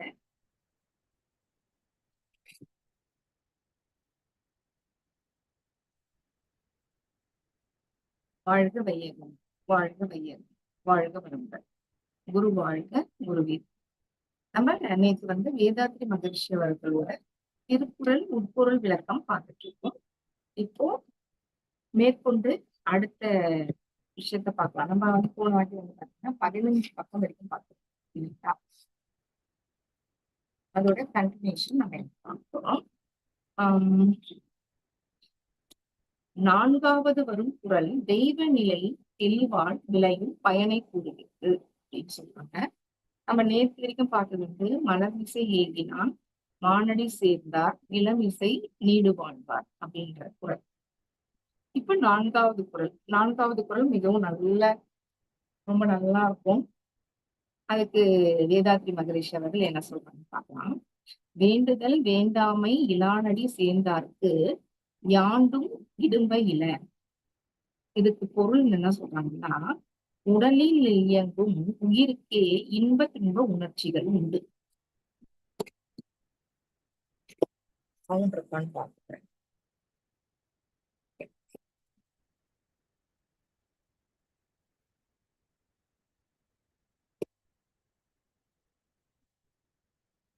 உடலில் இயங்கும் உயிருக்கே இன்ப துன்ப உணர்ச்சிகள் உண்டு. உணர்ச்சிகளில் மயங்கி உயிர் தன் நிலை மறந்து விருப்பாலும் வெறுப்பாலும் பழி செயல்கள் புரிந்து அல்லல் படுகிறது. தனக்கும் பிறருக்கும் துன்பத்தை பெருக்கிக் கொள்கிறது. உயிருக்கு மூலமான தெய்வ நிலைக்கு விருப்பமோ வெறுப்போ கிடையாது. உயிரின் பெருமதிப்பை அறிந்து அகநோக்கு பயிற்சியால் களங்கங்களை நீக்கி தன் மன அலைசூழல் விரைவை குறைத்து நிறைப்பேற்று நிலையெய்தி பரம்பொருளோடு இடையரா இனத்தில் வந்துட்டீங்களா? ரொம்ப சந்தோஷமா படிங்க. நானும் இது 2 மணிக்குதாம்மா வருவாங்க ஆளு. சரிங்கம்மா. அதான் எனக்கும் எவ்வளவு நேரம் முடியுதோ அவ்வளவு படிச்சிடலாம் அப்படின்னு சொல்லிட்டு. சரிங்கம்மா. அவங்க சமைக்கணும். நாங்க என்னை கூப்பிட்டாங்க வேற. சரி ஒரு அம்மா வருவாங்க, அவங்களாவது கூப்பிடலன்னா அவங்க நான் மாத்திரை போட்டு படுத்திருக்கிறேன்னு இப்பதான் சொன்னாங்க.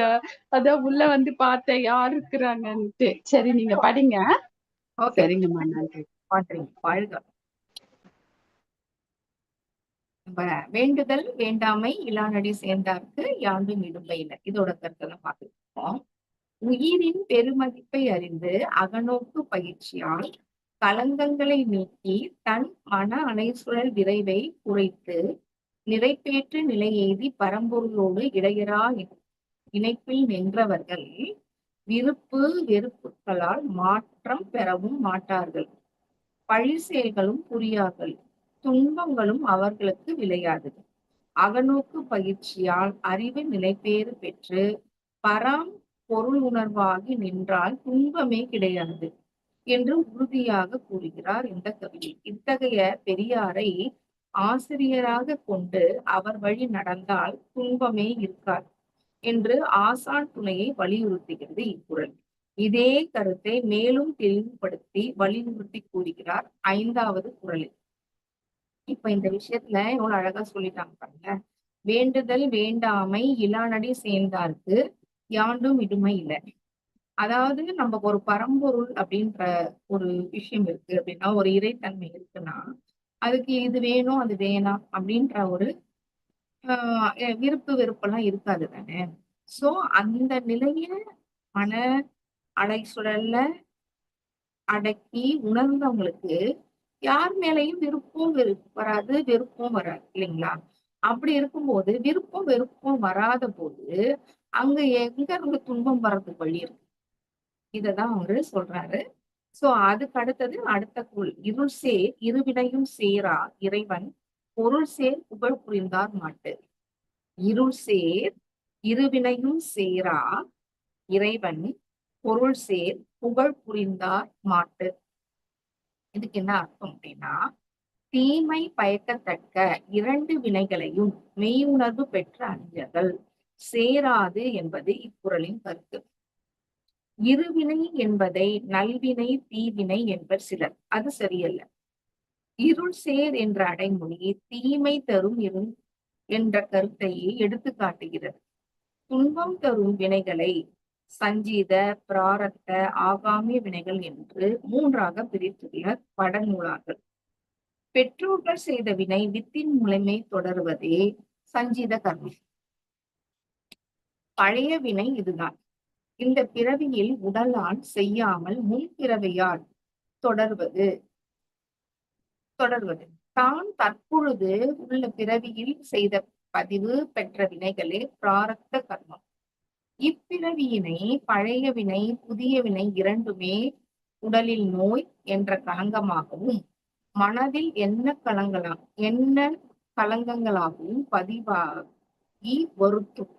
இவ்விரு வினைகளின் கூட்டால் இனியும் ஆற்றுவதற்கே தகுதியாகவும் தயாராகவும் உள்ள புலன்கள் உறுப்புக்கள் பழக்க பதிவுகளே ஆகாமே கர்மம். இது புகுவினை ஆகும். தேவை, பழக்கம், சூழ்நிலை உந்துதலால் மீண்டும் மீண்டும் பழிசெயல்கள் ஆற்றி வருந்தும் கருத்துடராக வந்த பழைய வினை, இப்பிறவியில் செய்த புதிய வினை ஆகிய சஞ்சீத பிராரத்த வினைகளில் பழைய வினை என்றும், எதிர்காலத்தில் ஆற்றப்போகும் ஆகாமிய வினையை புகுவினை அல்லது பின்வினை என்றும் 2 பிரிவுகளாக அடக்கி இருவினை என்று கூறுகிறார் வள்ளுவர். தூயோமாய் வந்து நாம் தூமலர் தூவித் தொழுது வாயினால் பாடி மனதினால் சிந்தித்து போய பிழையும் புகுதருவான் நின்றனவும் தீயினில் தூசாவும் செப்பேலோ என்பாவாய் என்ற திருப்பாவையின் கருத்தை இங்கு நினைவில் கொள்வோம். பாருங்க, இது நம்ம இருள் சேர்னா நல்ல வினை தீய வினை அப்படின்னு சொல்லிட்டு கணக்கு பார்த்துட்டோம் அப்படின்னா, நல்ல வினை அப்போ அதிகமா வச்சுக்க கூடாதா அப்படின்ற மாதிரி ஒரு யோசனை வந்துடும் இல்லையா? அதுக்குதான் அவங்க இப்ப என்ன சொல்றாங்கன்னா, இது இருள் சேர் அப்படின்றது தீவினையதான் அவங்க சொல்றாங்க. அந்த தீவினைன்றது என்னன்னா, நம்மளோட சஞ்சீத கர்மம், நம்ம பிறக்கிறதுக்கு முன்னாடியே கருத்துள்ளதா வர கர்மம், அப்புறம் பிராரத்த கர்மம், அதன் ஊக்கத்தால உருவாகிற ஆகாமிய கர்மம். ஆகாமிய கர்மம்ன்றது இப்ப புதுசு நம்ம செய்ய போறோம். சோ அதுலயும் தப்பு நடக்காம, இதுக்கு முன்னாடி இருந்ததுலயும் தப்பு நடக்காம இருக்கிறது ரொம்ப நல்ல விஷயம். அப்படி இருந்ததா நல்லது அப்படின்றதுதான் இங்க சொல்ல வராங்க. அதுக்கு திருப்பாவையை அவர் உதாரணமா காட்டுறாரு. அதாவது தூயோமாய் வந்துதான் தூமலர் தூயோமாய்னா நான் தூய்மையா நான் என்ன பண்றேன், தூமலர் தூவி தொழுது வாயினால் பாடி மனதினால் சிந்தித்து போய பிழையும் புகுதருவான் நின்றனவும் தீயிலும் தூசாவும் செப்பேலூர் என்பாவாய். திருப்பாவையில் ஆண்டாளம் பாடுவாங்கல்ல, இந்த குரல் தானே அவனாகும் பேற்றின் பயனை விளக்குகிறது. இறைவன் பொருள் சேர் புகழ் புரிந்தாரிடம் முன்வினையும் ஒழிந்து போகும், இனி ஒரு தீவினையும் அவர் புரியார். பழைய வினைகளும் ஒழிந்துவிடும், புதுவினைகளும் பற்றாது. புலன் கவர்ச்சி நிலையில் மயங்கி நிற்கும் போதுதானே பழி செயல்கள் எழுகின்றன. மெய் உணர்வினால் விழிப்பு நிலை பெற்ற ஆன்மா விளைவறிந்து தெளிவோடு இருப்பதால் பழி செயல்கள் அது புரியாது. மெய் உணர்வினால் பெற்ற அறிவின் தெளிவு முன்னர் பெற்ற பழி செயல் பதிவுகளை ஒழித்து மன தூய்மையை காத்துக் கொள்ளும். இந்த கருத்தில் தான் இருசேர் இருவினையும் சேரா என்று விளக்கப்பட்டிருக்கிறது. இதோட அழகா அர்த்தம் சொல்றாங்க. ஆக்சுவலா நம்ம சிலதுக்கெல்லாம் சரியா அர்த்தம் எடுத்துக்கிட்டா நம்மளோட லைஃப்லயே நம்மளுடைய அந்த வாழ்க்கை தரத்துல இம்ப்ரூவ்மெண்ட் கிடைக்கும். இல்லைன்னா அதுல ஒரு குழப்பம் உண்டு. அதனால நம்ம சில நேரங்கள்ல இதெல்லாம் சரியா புரிஞ்சுக்கிறதுன்றது ரொம்ப ரொம்ப நல்ல விஷயம். சோ அதனாலதான் அவங்க சொல்றாங்க, நம்ம அடுத்தது அவர் என்ன சொல்றாருன்னா,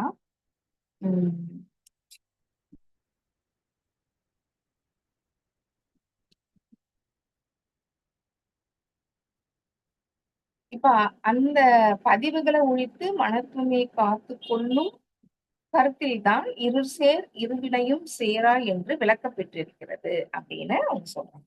இது எவ்வளவு அழகா இருக்கு இல்லைங்களா? இப்ப நம்ம முதல்ல இப்ப என்ன பார்த்தோம், கடவுள் வாழ்த்துல முதல் 5 குறள் வரைக்கும் பார்த்தோம். அதுக்கப்புறம் என்ன சொல்றாங்க அப்படின்றத நம்ம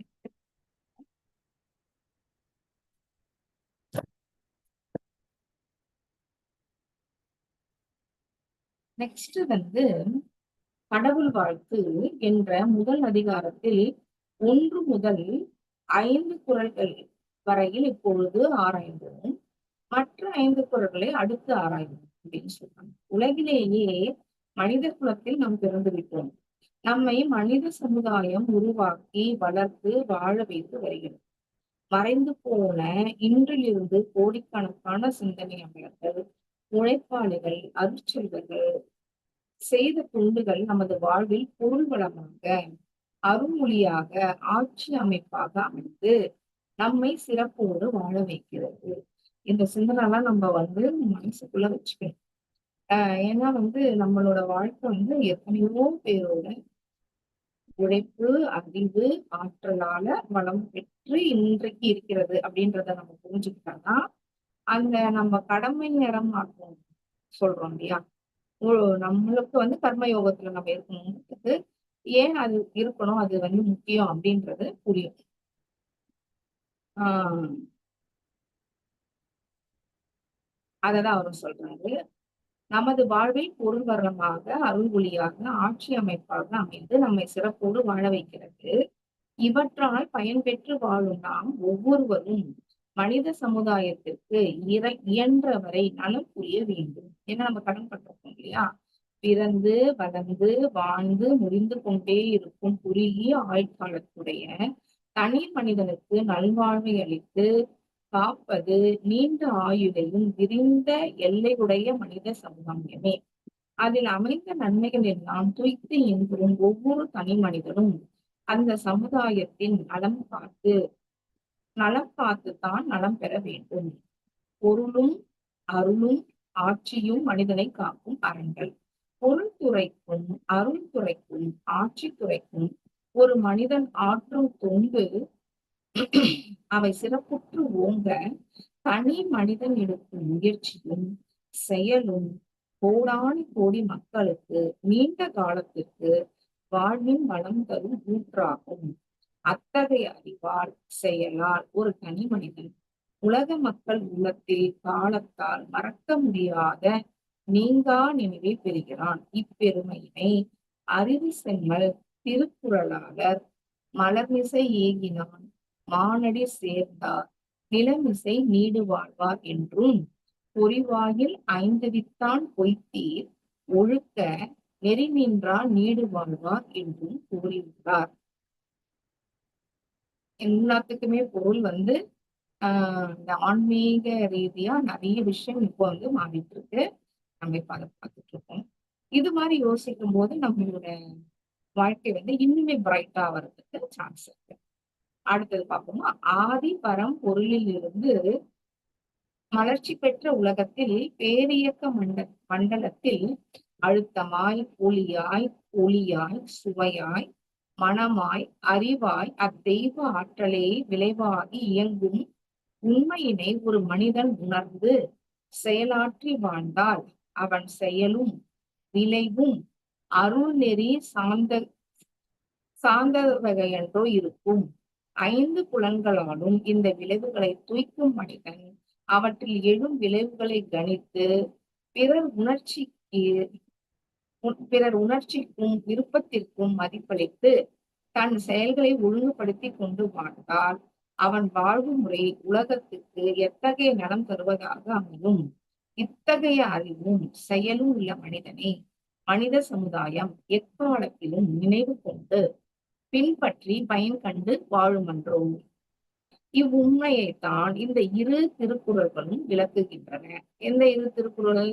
மலர்மிசை ஏகினான் மானடி சேர்ந்தார் நிலமிசை நீடு வாழ்வார் பொறிவாயில் 5 வித்தான் பொய்த்தீர் ஒழுக்கம் நெறி நின்றால் நீடு வாழ்வார் அப்படின்ற குறள் சொல்லுது அப்படின்றாரு. மெய்ப்பொருள் உணர்ந்த தெளிவினால் உணர்வுகளையும் வெற்றி கொண்டவர் செயல்களே நீண்ட காலத்திற்கு மனித குலத்திற்கு நலம் பயப்பதாகும், மக்களுக்கு வழிகாட்டி வாழ வைப்பதாகும். எனவே அவர் என்றுமே மக்களால் மறுக்க முடியாதபடி நினைவில் நிற்பவர் என்பதே இக்குறளின் கருத்தாகும். இப்ப திருவள்ளுவரும் அது மாதிரிதானே, கிமுல அவர் பிறந்திருக்காரு.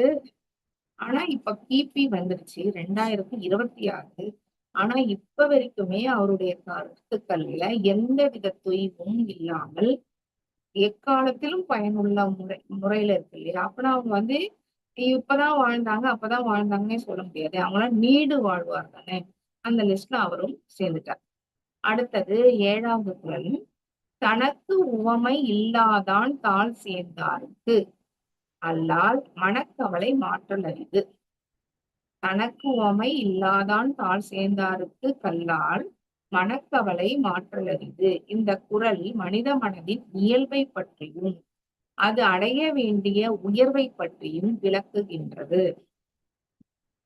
அப்படின்னா ஐவுணர்வுக்கு எட்டாத மெய்ப்பொருளை உணர்வதாக எழுந்த 6வது அறிவு அது நாடி அறிந்து உய்ய வேண்டிய மெய்ப்பொருளை புலன் மயக்கத்தால் மறந்து செயலாற்றுகிறது.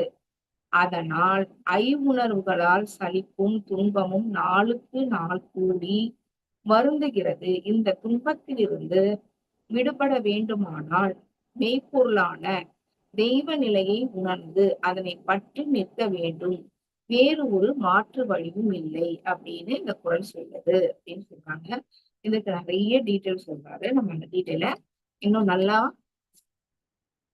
நல்லா பார்ப்போம். ஏன்னா இது ஒரு சரியான பொருள்ல அமைஞ்சிருக்கு. நம்ம அதனால அதை மேலும் கொஞ்சம் பார்க்கலாம்.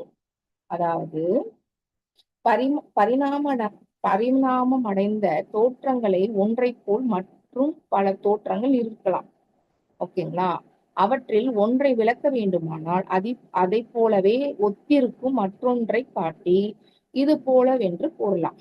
ஆனால் எல்லா பரிணாமங்களுக்கும் முதலும் மூலமும் ஆகிய தெய்வ நிலையோ ஒன்றே ஒன்றுதான். எந்த வகையிலும் அது போல் ஒத்த மற்றொரு பொருள் இல்லை. அதனால் உவமையால் விளக்க முடியாது. இந்த கருத்தில்தான் தனக்கு உவமை இல்லாதான் என்ற தெய்வ நிலை புகழ்பட கூறியுள்ளார். எவ்வளவு அழகான வார்த்தைல, தனக்கு உவமை இல்லாதவன். அதாவது அது ஒரு எக்ஸாம்பிள் கூட நம்ம சொல்ல முடியாது இல்லையா? அதனால மற்றொரு நிலையை உவமை காட்டி இது போலவே என்று கூறி விளக்கலாம். ஆனால் அவ்வாறு உவமை காட்டி கூறுவெண்ணாத பெருமை வாய்ந்த பரம்பொருளை உணர்ந்து பற்றி நின்றாலொழிய மனக்கவலையை மாற்றி அமைதியான வாழ்வு பெற வேறு மாற்று வழியில்லை என்பதே இந்த குறளின் கருத்தாகும். சூரிய ஒளியினால் சூடு பெற்று கடலிலிருந்து ஆவியாக மாறி மேகமாகி அது குளிர்ந்து மழையாகி எந்த இடத்தில் மழையாக பெய்தாலும் அந்த நீர் தனக்கு பிறப்பிடமான கடலையே நாடி ஒடுங்குவது போல இறைநிலையிலிருந்து புறப்பட்டு பல தலைமுறைகளாக ஜீவன்களில் இயங்கி மனிதனிடம் இறுதியாக வந்து இயங்கிக் கொண்டிருக்கும் சிற்றறிவு முற்றறிவான இறைவனை நாடியே அலைகின்றது. அத்தகைய வளர்ச்சி நிலையில் உடல் தேவைக்கான பொருள் புலன் இன்பம் இவற்றில் ஈடுபடுகிறது. இங்குதான் அறிவானது தான் போக வேண்டிய இடத்தை மறந்து அடுத்தடுத்து தொடர்பு கொண்ட பொருட்கள் மக்கள் புலன் இன்பம் இவற்றோடு தொடர்பும் மேலும் பொருட்களும் இன்பமும் எளிதாக மேலும் மேலும் உழைக்காமலே கிடைக்கக்கூடிய வழிகளாகிய அதிகாரம் புகழ் இவற்றின் மீது நிறைவு பெறாத அவாவையும் பெருக்கிக் கொள்கிறது. எவ்வளவுதான் பொருளோ புலன் இன்பமோ புகழோ அதிகாரமோ அமைந்தாலும் இன்னும் வேண்டும் இன்னும் உயர்வாக வேண்டும் என்ற உணர்ச்சி வயமான மன அலையில் இயங்குகிறது. இதனால் அளவு மீறியும் முறை மாறியும் ஞானேந்திரங்களும் கர்மேந்திரியங்களும் பயன்படுத்த அவைகள் பழுதுபட்டு உடல் துன்பம் மன அலையில் இயங்குகிறது.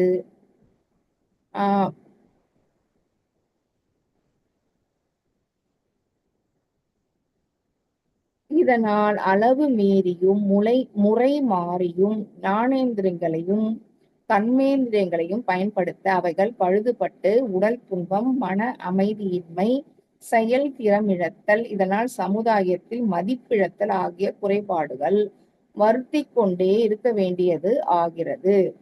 மெய்வுணர்வு பெற்ற குரு வழியால் அறம் பயின்று இறைநிலை விளக்கமும் பெறும் போதுதான் தடம் மாறிய மன ஓட்டம் நேர்மையான இயக்கத்திற்கு வரும்.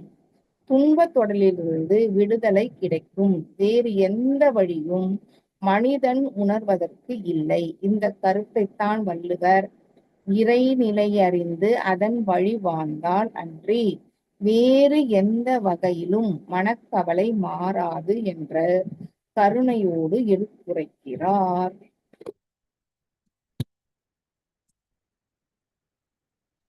அழகா சொல்லிட்டார்ல. சூப்பர்.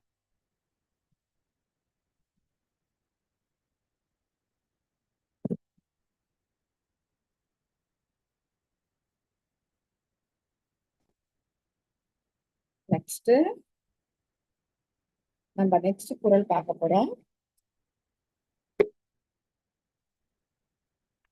இந்த குறள் என்னன்னா, அறவாழி அந்தணன் தாழ் சேர்ந்தார்க்கு கல்லால் பிறவாழி நீந்தல் அரிது. ஆக்சுவலா இந்த பொருள் படிக்கும்போது அதை உள் வாங்கி அத மனதுக்குள்ள கொண்டு போய் நிறுத்தி பார்க்கறதுக்கு கொஞ்சம் டைம் எடுக்குது. ஆனாலும் இப்ப மனித அறிவுன்றது 6வது அறிவு கொண்டு பகுத்தறிவு தொகுத்து அறியும் அறிவும் சேர்ந்தது தானே. அதனால நம்ம இந்த நேரத்துல பகுத்து அதே நேரத்துல தொகுத்து பார்க்க வேண்டிய கடமையில நம்ம இருக்கோம். அடுத்தது அறவாழி அந்தணன் தாழ் சேர்ந்தாருக்கு அல்லால் பிறவாழி நீந்தல் அரிது அப்படின்னா இது 8வது குறள். இதற்கு முன் குறளில் பரம்பொருள் உணர்வு பெற்று அதன் வழி பற்றி நின்றால்தான் மனம் அமைதி பெற முடியும் என்பதை விளக்குகிறார்.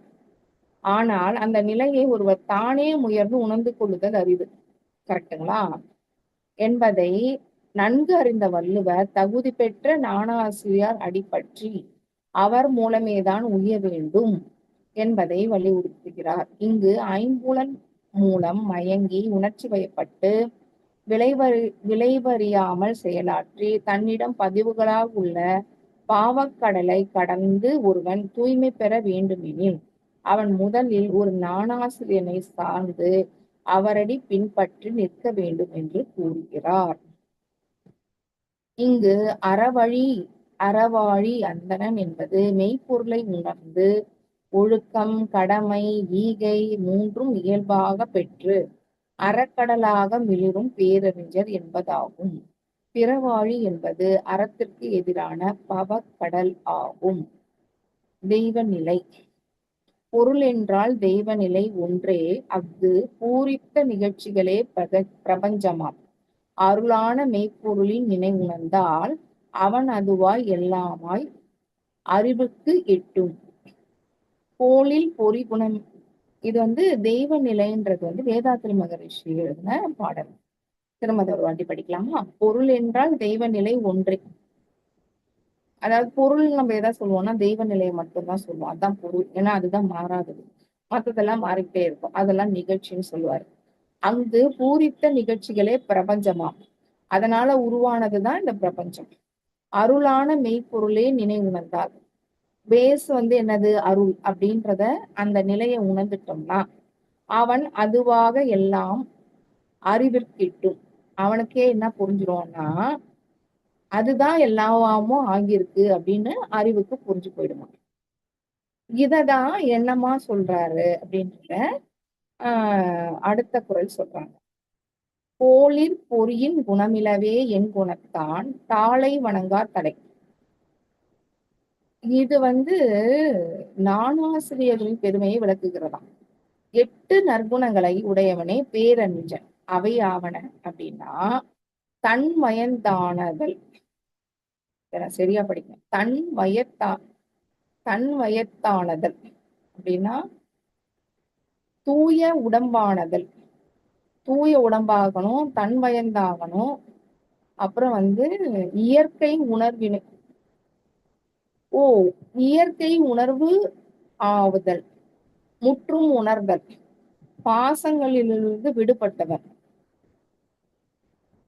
பேர் பேர் அருளுடைமை, எல்லையில்லா ஆற்றல், வரம்பில் இன்பமுடைமை. அத்தகைய பெரியோனடி பணியாத ஒருவன் செயலில் நன்மை அமையாது என்று கூறுகிறார். என் குணத்தான் என்பதற்கு தெய்வம் என்று சிலர் கருதுவார்கள்.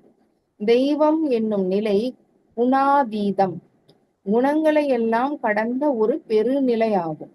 ஆனால் அந்நிலையில் அறிந்த பெருமகனுக்குத்தான் புலனடக்கம், நோயின்மை, இயற்கையோடு இணைந்தாற்றும் அறிவு, இறைநிலை உணர்ந்த விழிப்பு, பற்றற்ற நிலை, அன்பு, பல்கலை அறிந்தோன், பேரின்பம் என்ற எண் குணங்களும் அமைந்துள்ளன.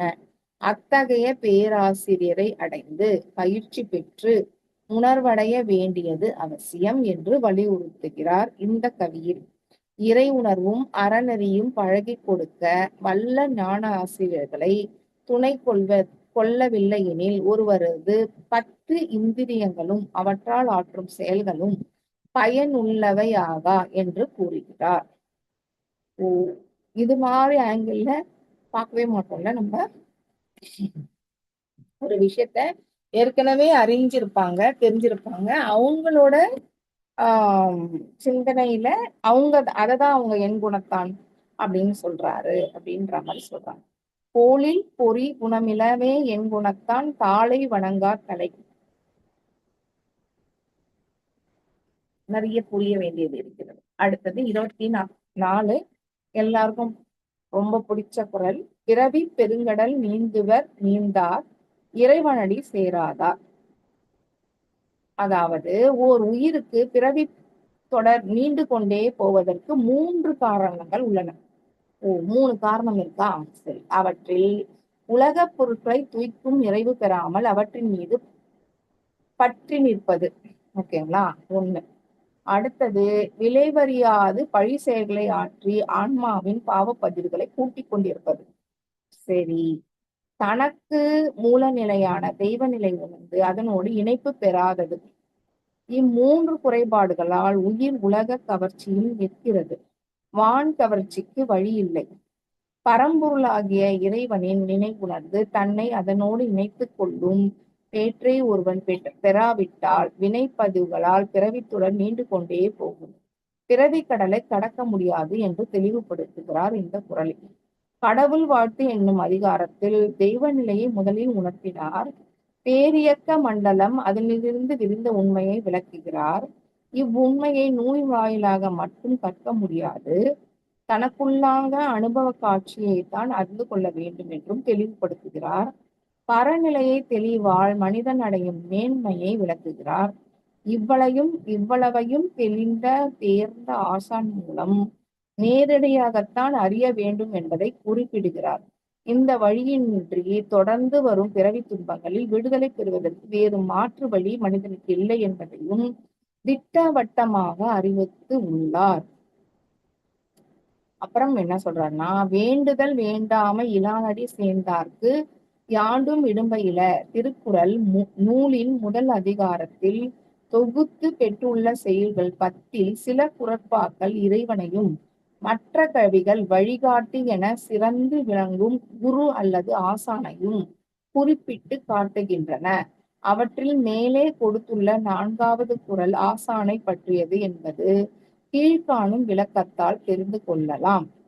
என்ன விளக்கம் சொல்றாங்கன்னு பார்க்கலாமா? வேண்டுதல் என்ற போது ஏதோ தேவை உள்ளது. அந்த தேவையை ஒட்டி விருப்பம் எழுகிறது. வேண்டாமை நிலையிலேயே வெறுப்பு உள்ளது. இந்த விருப்பும் வெறுப்பும் எங்கே உருவாகின்றது? லைக் அண்ட் டிஸ்லைக் என்றால் உடல் வரையிலே மனதை எல்லை கட்டி கொண்டிருக்கக்கூடிய நிலையில்தான் தோன்றுகின்றன. மெய்ப்பொருளை உணர்ந்த ஒருவர் அவர்தான் குரு அல்லது வழிகாட்டி, கைடு. எனக்கு அது வேண்டும், இது வேண்டும் என்ற உணர்ச்சி வயமான எழுச்சி நிலையை கடந்தவராக இருப்பார் அவர். அத்தகைய மெய்ப்பொருள் உணர்ந்த குருவுக்கு வேண்டி பெறுவது ஒன்றுமில்லை. இறைநிலை உணர்ந்தார் அதே நிலை, அதே இறைநிலை தன்னிடமும் பிற உயிர்களிடத்தும் அறிவாக ஒளிவிட்டு கொண்டு அதை தான் விளக்கியும் பிறர்க்கு விளக்கிக் கொண்டும் இருப்பதை உணர்ந்து கொண்டவர். பேரியக்க மண்டலத்தையே இறைவனின் முழு வடிவமாக காணும் அவருக்கு என்ன குறை? அவர் கேட்டு பெறுவது ஒன்றுமே இல்லை. அறிவறிந்த நிறைவிலே அமைதி நிலவுகிறது, அன்பு ஓங்குகிறது, மகிழ்ச்சி பூரிக்கிறது. தன்னிடத்திலே, சமுதாயத்திலே, இயற்கையிலே ஆயிரம் இன்பங்கள் நிறைந்துள்ளன. அவற்றை முறையாக செயலால் எடுத்து அனுபவித்துக் கொள்ள வேண்டியதே. இந்த இறைநிலையில் உள்ள ஞானியாருக்கு குறிப்பாக இன்னது வேண்டும் என்பதும் இல்லை. உள்ளதை அறநெறியோடு அனுபவித்துக் கொள்வதுதான் அவர் வாழ்க்கை நெறி. மேலும் அத்தகைய அறிவின் முழுமை பெற்ற ஞானியருக்கு இறைநிலையின் முழு வடிவமே பிரபஞ்சம். அதில் உள்ள அந்த பொருளையும் வெறுப்பு கொண்டு ஒதுக்கிவிட முடியாது. பொதுவாக துன்பம் தரும் ஒரு பொருளை, உடல் உயிரை, செயலை வெறுப்பது, ஒதுக்குவது, பகைப்பது, அழிப்பது என்பது மனிதனுடைய இயல்பாகும். இது தன்முனைப்பால் உணர்ச்சி வயப்பட்டு வெளியாவதாகும்.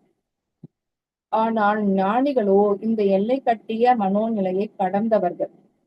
இப்பேரியக்க மண்டலத்தில் உள்ள எந்த பொருளானாலும் அது பரிணாம தொடரிலே ஒரு தனித்த மதிப்புடையது.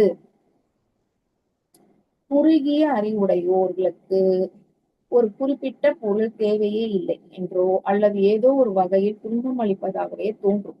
ஆயினும் அதுவே பிரபஞ்ச பரிணாமம் என்ற இயற்க நியதியிலேயே வேறு பல நன்மைகளிலிருந்து பிரிக்க முடியாத பல நன்மைக்கு இயல்பூக்க வித்தாக இருக்கும்.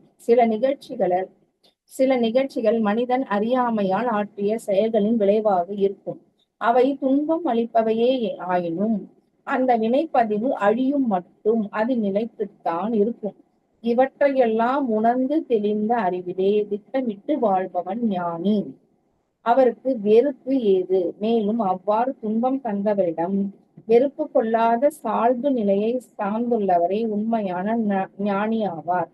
சிறந்த ஒரு குருவும் ஆவார். பிறருக்கு வழிகாட்டக்கூடிய தகுதி பெற்றவராவார்.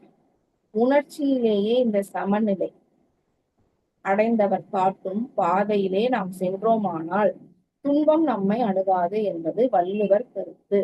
அடி சேர்ந்தாருக்கு என்றால் பாதார விந்தகங்களே சரணாகதி அடைந்தவருக்கு என்று என பொருள் கொள்வதை விட மெய்ஞானம் பெற்ற ஒருவர் வாழ்க்கை காட்டுகின்ற பாதையிலே செல்வது என்பது மனவிரிவாக ஏற்றுக்கொள்ளக்கூடிய விளக்கமாக அமையும். குருவானவர் ஓரிடத்தில் இல்லாத நேரத்தில் அல்லது அவரது காலத்திற்கு பின்னால் கூட அவர் உருவாக்கிய நெறி த பாத் ஆஃப் சாஸ்டர்ட் ஆஃப் ட்ரையல் வருங்கால தலைமுறையினைக்கு பயன் தர இருக்கின்றது அல்லவோ. ஞானாசிரியர்கள் வாழ்க்கையும் நமக்கு முன்மாதிரியாக அமைந்துள்ளது. அவரது உபதேசங்களும் நமக்கு வழிகாட்டுகிறது. அவற்றை ஒட்டி அடி சேர்ந்து அவர் வாழ்வில் சென்ற பாதையிலே நாம் நம் வாழ்க்கை முறையினை வகுத்து கொண்டோமானால் நமக்கு துன்பம் இருக்காது. என்றுமே யாண்டும் துன்பம் வராது என வல்லுவ பெருந்தகை உறுதி துணிக்க கூறியுள்ளார் அப்படின்னு சொல்றார். அப்படியே அர்த்தம் மாறிடுதுன்றதை விட நல்லா மேலும் நல்லா விரிஞ்சி சொல்ற மாதிரி இருக்கு. அடுத்தது ஞானாசிரியர்களுடைய அகக்காட்சி, இறையாற்றலின் நீதி, செயலுக்கு தக்க விளைவு, வினை பயன். இத்தகைய அருளாற்றலை நாமும் உணர்வும். ஒரு மனிதனுடைய எண்ணம், பேச்சு, செயல் எதுவானாலும் அவனுடைய ஜீவகாந்த ஆற்றலுக்கு தக்கபடி இயங்குகிறது. உடல் செல்கள், உயிராற்றல் துகள்கள், ஜீவகாந்தம் மூன்று நிலையிலும் இந்த அலைகள் இயக்க பதிவுகளை பெறுகின்றன. ஜீவகாந்தத்தில் ஏற்படும் நுண்ணலை இயக்கம் முன்னதாகவே நடைபெற்று வரும் இறையாற்றல் சீர்மையலால் ஒரு சீரிய ஒழுங்கில் நடைபெற்று கொண்டிருக்கிறது. அந்த இயக்கங்களை சீர்மையை மனிதன் இயக்க நிலை முரண்படாதிருந்தால் அச்செயல்கள் அனைத்தும் இறைவழி ஆற்றலாகும், இறை வழிபாடும் ஆகும். முரண்பட்ட அலைகளால் அவை எங்கே போகும்? பேரியக்க மண்டலத்தில் பேரியக்க மண்டலம் அனைத்தும் இரையாற்றல் செயல்களை முறையாக நடைபெற்று கொண்டிருக்கிறது. முரண்பட்ட அலை எங்கும் செல்ல முடியாமல் பிறந்த இடமே வந்து சேரும். கருமையத்தில் இந்த முரண்பாடுகளை சுருக்கி பதிவாக்கி விடும். இதுவே வினைப்பதிவு. இப்பதிவுகள் அவ்வப்போது எழுச்சி பெற்று மூளையின் வழியே உணர்த்தி காட்டும் பொழுது எண்ணங்கள் ஆகின்றன. அதற்கேற்ப உடல் செல்கள் செயல்புரிய தயாராகின்றன. அதே முரண்பட்ட செயல் விளைவாகிறது. அதே இன்பமோ துன்பமோ அனுபவம் ஆகிறது. இவ்வாறு முரண்பட்ட காந்த அலைகளால் செயல்புரியும் உடல் செல்கள் கருவிலே இயக்க சீர்மையை கேட்டை விளைவிக்கிறது. வலி, நோய், வாழ்க்கை சிக்கல் ஆகிய துன்பங்களை உண்டாக்கின்றன. இறைநிலை உணர்ந்தவர்கள் உள்ளும் புறமும் எங்கும் எவ்விடத்திலும் இயக்கங்களால உள்ள அருளாற்றல் ரீதியாக உள்ள விளைவுகளை அயரா விழிப்பு நிலையில் உணர்ந்து அதற்கொப்ப ஒத்து தனது எண்ணம், சொல், செயல்களை செய்து வருவார்கள். இத்தகைய பெரியோர்கள் தான் வேண்டுதல் வேண்டாமை என்ற மன அலைச்சூழலிலிருந்து விடுபட்டவர்கள். அவர்களை வழிபட்டால் அவர் வாழ்ந்த வழியை நாமும் பின்பற்றி வாழ்ந்தால் என்றைக்கும் எவருக்கும் துன்பமே இல்லை என்ற உண்மையை எடுத்துரைக்கிறது இந்த கவி. சென்ற 2 அத்தியாயங்களில் கடவுள் வாழ்க்கை என்ற பாயிரத்திலிருந்து புனை எழுதப்பட்டது. பாயிராயிரம் அடுத்து வருவது வான் சிறப்பு என்ற தலைப்பு. ஏனெனில் தெளிவாக வேறுபாடற்ற கருத்தை வழங்கும் பாக்களுக்கு விளக்கம் தேவையில்லை. மறைபொருட்களை கொண்ட பாக்களுக்கு மாத்திரம் நாம் விளக்கம் காண்போம். மேலும் சில பாக்களுக்கு அவரவர் அறிவுக்கேற்ப வேறுபட்ட விளக்கங்களை கொண்டு சில அன்பர்கள் கருத்து வேறுபாடு அடைகின்றனர். உண்மையில் குறளில் கருத்து வேறுபாட்டுக்கு இடமே இல்லை. குறளாசிரியர் உள்ளத்தை புரிந்து கொண்டால் அவர் பாக்களில் பொதிந்து கிடக்கும் உண்மையான பொருள் விளங்கிவிடும். எனவே அத்தகைய பாக்களும் விளக்கம் தருவோம். ஓகே, இப்ப நம்ம வான் சிறப்புக்கு வரப்போறோம். வான் சிறப்பு என்ற பாயிரத்தில் நீரின் மதிப்பு விளக்கப்பெற்றுள்ளது. மழை மூலமாக நீர் உலகோருக்கு கிடைப்பதால் நீரின் மதிப்பை மழையின் மதிப்பாகவே எடுத்து விளக்கி காட்டியுள்ளார். இத்தலைப்பில் உள்ள 10 குறள்களும் பல கோணங்களில் மழையின் மதிப்பை எடுத்து விளக்குவதாகவே அமைந்துள்ளன. இந்த பாயிரத்தில் 2வது கவியில் ஒரு சொற்புதிர் இருக்கிறது. அதை மாத்திரம் நாம் ஆராய்வோம். புதிர் வேற போட்டிருக்காரா திருவள்ளுவர், என்னன்னு பார்க்கலாமா? துப்பார்க்கு துப்பாய துப்பாக்கி துப்பார்க்கு துப்பாய தூவும் மழை. இந்த கவியில் துப்பு என்ற சொல் 5 இடங்களில் வருகின்றன. அறிவுக்கு புதிராக இருக்கும் நிகழ்ச்சிகளை பற்றி உண்மை விளங்கும் போது துப்பு துளங்கிவிட்டது என்று கூறுவோம். வாயிலிருந்து ஏதேனும் ஒன்றை வெளியேற்றும் போது அதை துப்புதல் என்று சொல்கிறோம். இங்கு வரும் துப்பு என்ற சொல்லுக்கு பொருள் வேறு. துய்ப்பு என்ற சொல் சுருங்கி துப்பு எனப்படுகிறது. ஒரு பொருளோடு அல்லது செயலோடு ஒரு உயிர் தொடர்பு கொண்டு இன்புறும் நிலையை துய்த்தல் என்று கூறுகிறோம். துய்ப்பவர்களுக்கு துய்ப்பு அல்லது துய்ப்பை ஆக்கி தருவதோடு அன்றி துய்ப்பவருக்கே தானே மேல் துய்ப்பு ஆகவும் நீர் பயன்படுகிறது என்று கூறுகிறது இக்குறள். துய்த்தல் என்ற சொல் உண்டு மகிழ்தல் என்ற கருத்தோடு எல்லை கட்டவில்லை. வேறு பல வாழ்க்கை நல அனுபவங்களையும் அது குறிக்கும். உடை உடுத்துகிறோம், உடைக்கும் பஞ்சு அவசியம், பஞ்சு மழையின்றி விளையாது. வீடு கட்டி கொண்டு குடியிருக்கிறோம், வீடு கட்டுவதற்கு நீர் இல்லாமல் முடியாது. இது போன்றே மற்ற எந்த வாழ்க்கை வசதியும் நீர் இன்றி அமையாது. இயற்கை வளங்கள் வாழ்வின் வள பொருட்களாக மாற்றி வாழ்க்கை நடத்தும் மனிதனுக்கு அவ்வளங்களை எல்லாம் ஆக்கித்தர உதவியாக முக்கிய பொருளாக இருப்பது நீர். நிலத்தில் வித்திட்டால் நீரின் உதவியால் தான் அது முளைத்து வளர்ந்து பயிராகி உணவு மணிகளை தருகிறது. இம்மாபெரும் உண்மையைத்தான்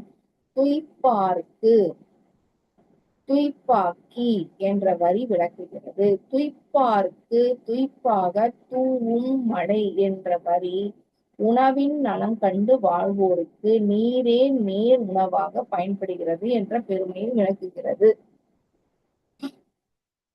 பாருல, கடவுள் வாழ்த்து என்ற பாயிரத்தில் இயற்கை எவ்வாறு பேரியக்க மண்டலமாகவும் உயிர்களாகவும் மலர்ந்து விளங்குகின்றது என்பதை விளக்கிவிட்டார்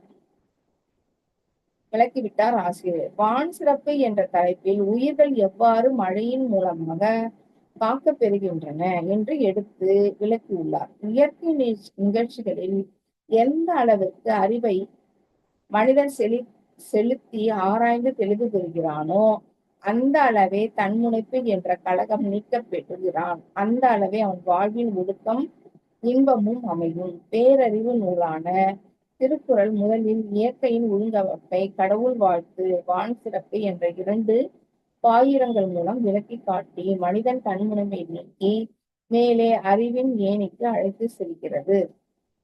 மெய்ப்பொருளை பற்றி அனுபவமாக உணர வேண்டுமானால் அது ஒரு திறன் பெற்ற ஆசான் மூலமாதான், முறையான பயிற்சியின் மூலம்தான் உணர வேண்டும்.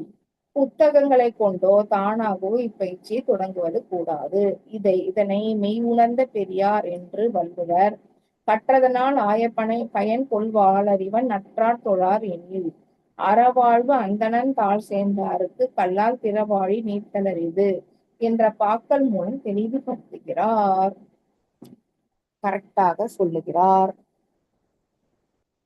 இப்ப நம்ம என்ன பண்ணலாம், அடுத்தது நம்ம இப்ப 15 பேஜ் படிச்சிருக்கோம். ஏதாவது மலர்மிசை ஏகினான் படிச்சோம்.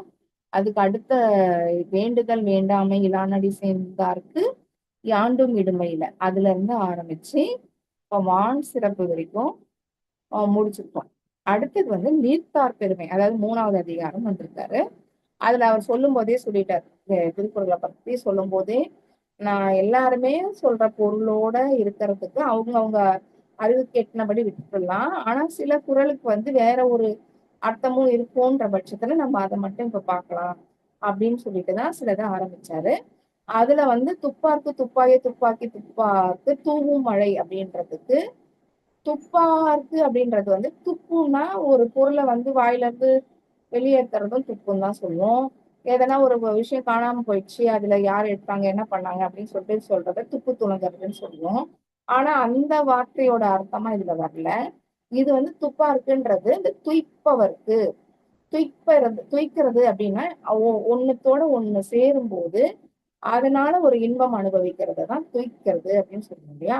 சோ நீர்ல நம்ம துய்க்கிறோம், நீரை நம்ம துய்க்கிறோம். அதை நேரடியாவும் துய்க்கிறோம், அதுதான் மறைமுகமாவும் எல்லாத்துக்குமே யூஸ் ஆகுது. அது உடலா இருந்தா உடலுக்கு தேவைக்கான உணவாக இருந்தாலும் சரி, ஆடைகளாக இருந்தாலும் சரி, ஆடைகளுக்கு பஞ்சு வேணும்னா அதுக்குமே தண்ணி வேணும் இல்லையா.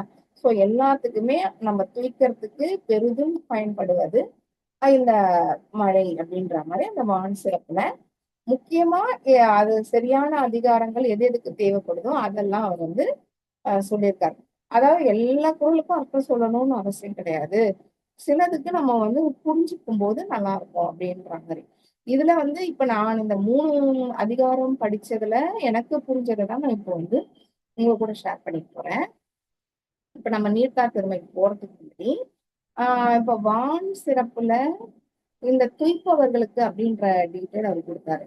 அதே மாதிரி அதிகாரம் 1 அதுல கடவுள் வாழ்த்துல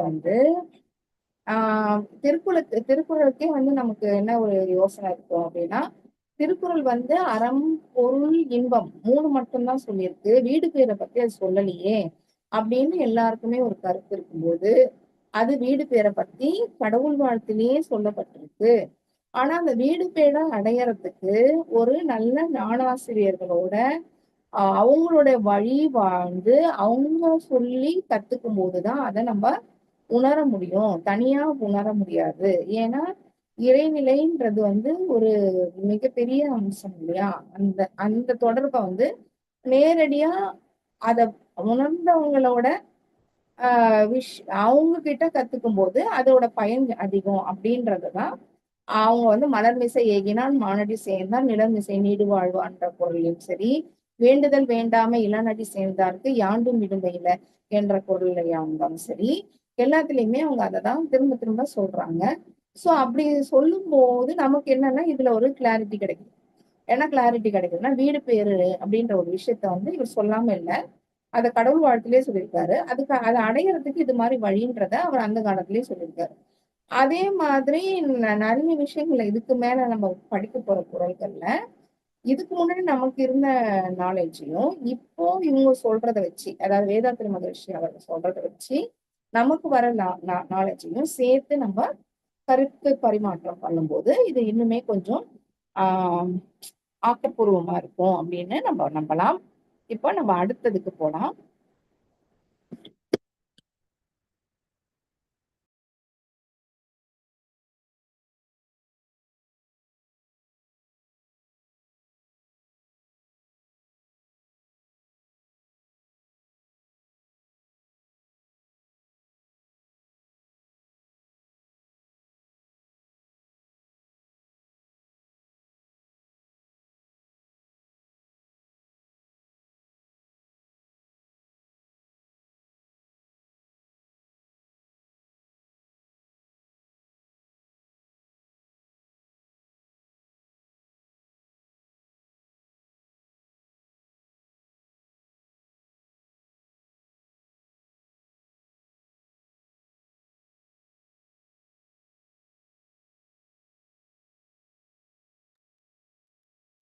இப்ப நம்ம பார்க்க போறது நீத்தார் பெருமை.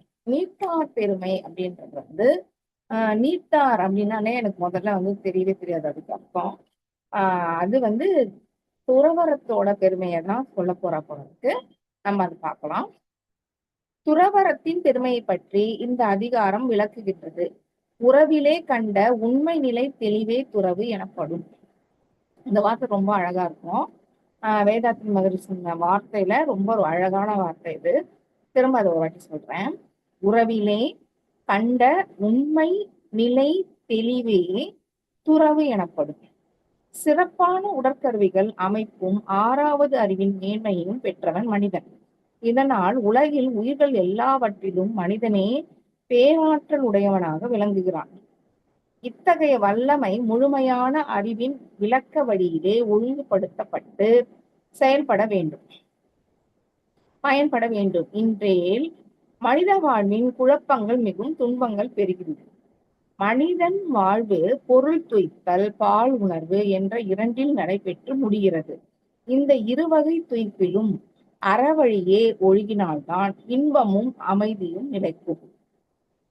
ஒழுக்கம் கடமை ஈகை என்ற 3 உறுப்புகள் இணைந்த அறத்தின் நெறியினை வகுக்கவும் அதன்படி நடக்கவும் அறிவுக்கு வீடு பேற்றுணர்வு அவசியம்.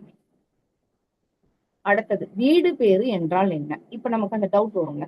அப்படியா? அப்படின்னா சரி, அந்த வீடு பேரு அப்படின்றது என்னதுப்பா அப்படின்னு. அது இயற்கையின் ஆதி நிலையான மெய்ப்பொருள் விளக்கம் வேண்டும். அவ்வியற்கை விண் முதலான உயிர்கள் வரையில் விரிந்த பரிணாம சீர்மையும் அவையெல்லாம் ஒரே விதியின் கீழ் முறையாக இயங்கும் ஒழுங்கமைப்பும் விளங்கிக் கொள்ள வேண்டும். மனித தோற்றத்திற்கும் பிறவி தொடர்க்கும் காரணம் உணர்ந்து அறிவிலே முழுமை பெற்று முடிவு பெற வேண்டும்.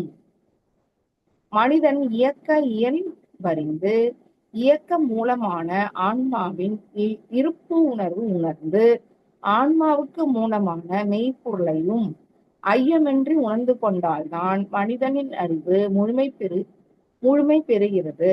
இத்தகைய முழுமை பேறுதான் வீடு பேறு ஆகும். இப்பேரறிவின் நிலையில் மனிதன் தெய்வத்தன்மையோடு திகழ்கிறான். இயற்கையை உணர்ந்துக்கணும், அதோட ஒழுங்கமைப்பை புரிஞ்சுக்கணும். அப்படி இருக்கும்போது அதை புரிஞ்சுக்கிற ஒரு மனநிலையதான் வீடு பேருன்னு சொல்றாங்க அப்படின்னு சொல்லிட்டாங்க.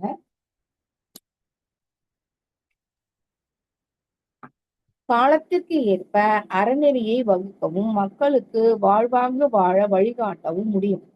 அறவழி நின்று வாழ்ந்தாலன்றி மனிதன் வாழ்வில் அமைதி நிலவ முடியாது. வீடு பேறு பெற்ற பேரறிஞர்களன்றி அறவழி வகுக்க முடியாது. எனவே பொருளையும் காமத்தையும் துய்த்து வாழும் மனிதனுக்கு அறமும் வீடு பேரும் இன்றியமையாதவை. எனவேதான் நிறைவான மனித வாழ்வுக்கு அறம், பொருள், இன்பம், வீடு என்ற 4 உறுப்புகளையும் இணைத்து வாழ்க்கை வழியாக காட்டியுள்ளனர் பெரியோர். வீடு பேறு பெற்ற பேரறிஞர்களே நீத்தார் எனப்படுவர். அவர் வாழ்க்கை வழிதான் துறவறம் ஆகும். பொதுவாக மக்கள் எல்லோரும் புலனளவில் புறப்பொருட்களில் மனதை சிக்க வைத்து அந்த மயக்கத்தில் ஆன்ம மதிப்பை மறந்து உணர்ச்சி வயப்பட்டு செயல்புரிந்து வாழ்க்கையில் துன்பங்களை பெருக்கிக் கொள்வார்கள். அவர்களுக்கு அறவழி காட்டி இனிது வாழ வகை செய்பவர் துறவிகளே. தோற்றமாக காணும் உடலுக்கு மேலாக இருக்கும் மனம், உயிர், மெய்ப்பொருள் என்ற 3 நிலைகளில் மறைப்பொருட்கள். ஓகேங்களா? தோற்றமா இருக்கிறது உடல், அதுல மறைஞ்சிருக்கிறது உடல், உயிர், மெய்ப்பொருள், அப்புறம் மனம். இவற்றின் இருப்பு, இயக்கம், விளைவுகள் அனைத்தும் உணர்ந்தவர்கள் நீத்தார். அதாவது இந்த மெய்ப்பொருள், உயிர், மனம், அதை பத்தி அதோட இருப்பு, இயக்கம், விளைவுகள் அனைத்தும் உணர்ந்தவர் நீத்தார். அவங்கதான் நீத்தார். முற்றும் உணர்ந்த தெளிவினால் பற்றற்ற நிறை மனம் வாய்க்க பெற்றதனால் அப்பேரறிஞர்கள் நீத்தார் என அழைக்கப்பெறுகிறார்கள். அப்போனா நீத்தார் அப்படின்றத அந்த காலத்துல ஒரு அதிகாரமாகவே திருவள்ளுவர் எழுதிருக்காருன்னா அந்த காலத்துல எவ்வளவு பேர் இருந்திருக்கணும் இல்லையா? இந்த மாதிரி வைபோட. ஸோ பரவாயில்ல, நம்மளுடைய என்ன சொல்றது, உலகம் மிகப்பெரியதுதான். ஆனா அதுல இது மாதிரி ஆட்களும் இருந்து கொண்டே இருந்திருக்கிறாங்க அப்படின்னும் போது சந்தோஷமா இருக்கு. மக்களுக்கு அறநெறி வாழ்வை விளக்கி உள்ள பேரறிஞர் திருவள்ளுவர் எந்த வரிசையில் அந்த விளக்கம் வேண்டும் என்பதை பாயிரத்தில் கூறியிருக்கிறார். முதலில் இயற்கையான ஆதிநிலையாகிய மெய்ப்பொருளின் தன்மையையும் அதன் பரிணாம விளைவுகளையும் வளர்ந்துள்ள பேரியக்க மண்டல நிலையையும் உரிய மதிப்போடு உணர்ந்து போற்றி வாழ கடவுள் வாழ்த்து கூறினார். அதன் பின் எல்லாம் வல்ல தெய்வ செயலாகிய உயிர்களுக்கு வாழ்க்கை வள செல்வமாகிய மழையை பற்றி வான் சிறப்பு கூறுகிறார். மூன்றாவதாக மனித வாழ்வை நல்வழி நடத்த இன்றியமையாத பேரறிஞர்களின் பெருமையை விளக்கும் பொருட்டு நீத்தார் பெருமை கூறியுள்ளார். இளமை நோன்பு இல்லறம் இரண்டையும் முறையாக ஆற்றியதால் பொருள் இன்பம் எனும் 2 பிரிவுகளை பற்றிய அனுபவ அறிவு கிடைத்துவிட்டது. இந்த இரண்டும் உடலையும் அலைந்து திரியும் மனதையும் பற்றிய அனுபவ அறிவு ஆகும். மேலும் உயிர் மெய்ப்பொருள் என்னும் இரண்டின் மறைப்பொருட்கள் மனிதன் என்ற இயக்க நிலையில்தான் அடங்கியுள்ளன. இவற்றை அறிந்தால்தான் மனித அறிவு முழுமையாகும். அதற்கு ஆசான் மூலம் உயிர்நிலை உணர்ந்து அதன் மேல் மனதை செலுத்தி அகநோக்கு பயிற்சியால் உயிரின் இருப்பு, இயக்கம், விளைவுகள் பற்றிய அறிவை பெறும் காலமே வானப்பிரஸ்தம் எனும் அகத்தவ பயிற்சி காலம். அகத்தவத்தால் அறிவு முழுமை பெற்றுவிட்டது. இயற்கை பற்றிய முழு விளக்கமும் வாழ்வின் வளம் நெறிமுறைகள் பற்றியும் அனுபவமான அறிவும் கிடைத்துவிட்டது. மேலும் அவன் வாழ்நாள் முழுவதும் ஆற்றியுள்ள கடமை என்ன, தன்னை உருவாக்கி வாழ வைத்த சமுதாயத்திற்கும் உடல் ஆற்றலையும் அறிவின் விளக்கங்களையும் அர்ப்பணித்து சமூக தொன்று ஆற்ற வேண்டும். பழம் பழுத்த விட்ட பின் மரத்தில் இருந்து விடுபட்டு வேறுபடுவதைப் போல குடும்பம், பொருளுடைமை என்ற 2 சிற்றலைகளிலிருந்து பற்றுகளை விட்டு மனிதன் இயற்கை, உலகம் என்று விரிந்த பற்றோடு வாழ்கிறான். இந்த பொருள், மக்கள் என்ற உரிமை காட்டும் செயல்களுக்கு பதிலாக விரிந்த மனதோடு உலக மக்கள் அனைவருக்கும் தன்னை உரிமையாக்கி அவன் அறிந்த அறிவின் முழுமை பேற்றை விளக்கங்களையும் மக்களுக்கு போதிக்கும் சமுதாய தொண்டினை செய்து வாழ்கிறான். இத்தகைய பெருமைக்குரிய உலக வாழ்வினை பெற்றவர்கள்தான் நீத்தார் எனப்படுகிறார்கள். நீத்தார் என்னும் சொல் மிக ஆழமான உயர் கருத்துடைய சொல் அப்படின்னு சொல்றார். நமக்கு நீத்தார்னா நான் முதல்ல நினைச்சுக்கிட்டேன், நீத்தார்னா இறந்து போயிட்டாங்க, அதாவது நீத்தாருக்கு செய்யறாங்க அப்படின்லாம் சொல்லுவாங்கல்ல அப்படின்னு நினைச்சுக்கிட்டேன். ஆனா இதுல இப்ப படிக்கும்போதுதான் அதுக்கு எவ்வளவு பொருள் இருக்கு அப்படின்றது புரியுது. அனைவரும் தெளிவாக விளங்கிக் கொள்ளும் வகையில் விரிந்தாய்ந்தோமானால் மனித வாழ்வு இயற்கை ஆற்றலை அடிப்படையாக கொண்டே மனித மனத்தினையும் உடற்கல்வியையும் இயக்கத்தையும் கொண்டு நடைபெறுகிறது. இயற்கையை மறவாது அதன் இயக்க சிறப்பின் வழி ஒத்து மனதையும் உடல் இயக்கங்களையும் சீரமைத்து செயல் புரிந்து வாழ்வதுதான் பாதுகாப்பான வாழ்க்கை நெறி. மறைபொருளான இயற்கையின் பேராற்றலை உணர்த்துவதும் அதன் வழியே செயலாற்றுவதும் எல்லா வயதினருக்கும் இயலாது. ஆகவே மனித வாழ்வை அறிவின் உயர்வுக்கு வயதுக்கு ஏற்ப கடமைகளை சீரமைத்து முறையாக இளமை நோன்பு, இல்லறம், அகத்தவம், தொண்டு என்ற 4 பிரிவுகளாக விளக்கி கொடுத்தார்கள். எல்லாம் உண்டு இல்லையா? வாழ்வின் உண்மை அறிந்து பேரறிஞர்கள் இந்நான்கு பிரிவுகளை பிரம்மச்சரியம், கிரகஸ்தம், வானப்பிரஸ்தம், சந்நியாசம் என்று கூறுவர்.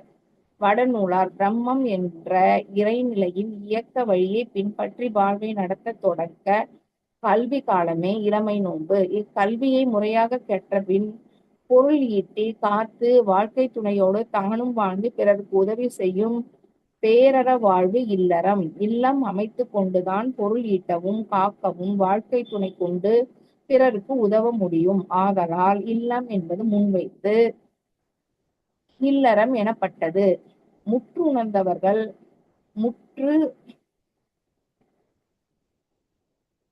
முற்றும் உணர்ந்தவர்கள் பொருட்கள் உறவினர் மீது கொண்டிருந்த பற்று விட்டு உலக மக்கள் சமுதாயத்திற்கு தன்னை அர்ப்பணித்து தொண்டாற்றுகிறார்கள். இத்தகைய துறவு எப்படி கிடைத்தது? வீடு பெறும் என்னும் முழு முதற் பொருளே தானுமாக இருக்கிறது என்ற உண்மை உணர்ந்ததால், வீடு என்றால் இடம், மனித குலம் வாழ்வதற்கு இடம், நில உலகு, அதற்கு இடம் சூரிய மண்டலம், லட்சக்கணக்கான சூரிய மண்டலத்தின் இடம் இறைவெளி, இறைவெளியே அனைத்துக்கும் இடமாக உள்ளது. அதே இறைவெளி அணு முதல் அண்டங்களாக உயிர்களாக அனைத்துமாகி மனிதன் வரையில் இந்த இயல்புக்க நியதியை மனிதனிடம் இயக்க அலைகளாக மனதுக்கு நிலை பொருளாகவும் அடித்தளமாகவும் அறிவாகவும் விளங்குகிறது.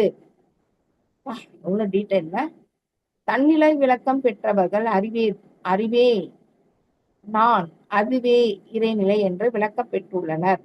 அனைத்துலகங்களுக்கும் வீடாக உள்ள இறைவெளியே நான் என்னும் அறிவுமாக உள்ளது என்ற பேர் உண்மையை உணர்ந்தவர்கள் வீடு பேறு பெற்றவர்கள் ஆவர். இதே கருத்து நம்மாழ்வார் பாடலில் ஒளிர காணலாம். நன்றாய் ஞானம் கடந்து போய் நல்லெந்திரியம் எல்லாம் ஈர்த்து ஒன்றாய் கிடந்த அரும்பெரும் பாழ் உழப்பிடதனை உணர்ந்துணர்ந்து சென்றாங்கின்ப துன்பங்கள் செற்று களைந்து பசையற்றால் அன்றே அப்பொழுதே வீடு அதுவே வீடு வீடாமே அப்படின்னு சொல்லிட்டு யார் பாடியிருக்கா? நம்மாழ்வார் பாடியிருக்காராம். அரும்பெரும் பாழாகவும் உழப்பிலா அழிவிலா ஒன்றாகவும் உள்ள இறைவெளியே வீடு என்று இங்கு குறிப்பிடப்படுகிறது.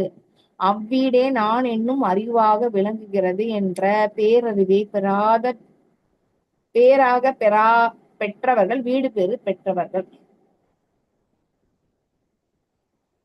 ஆனா நிறையே அதாவது அந்த உணர்வு பெற்றவர்கள் வீடு பேறு பெற்றவர்கள்.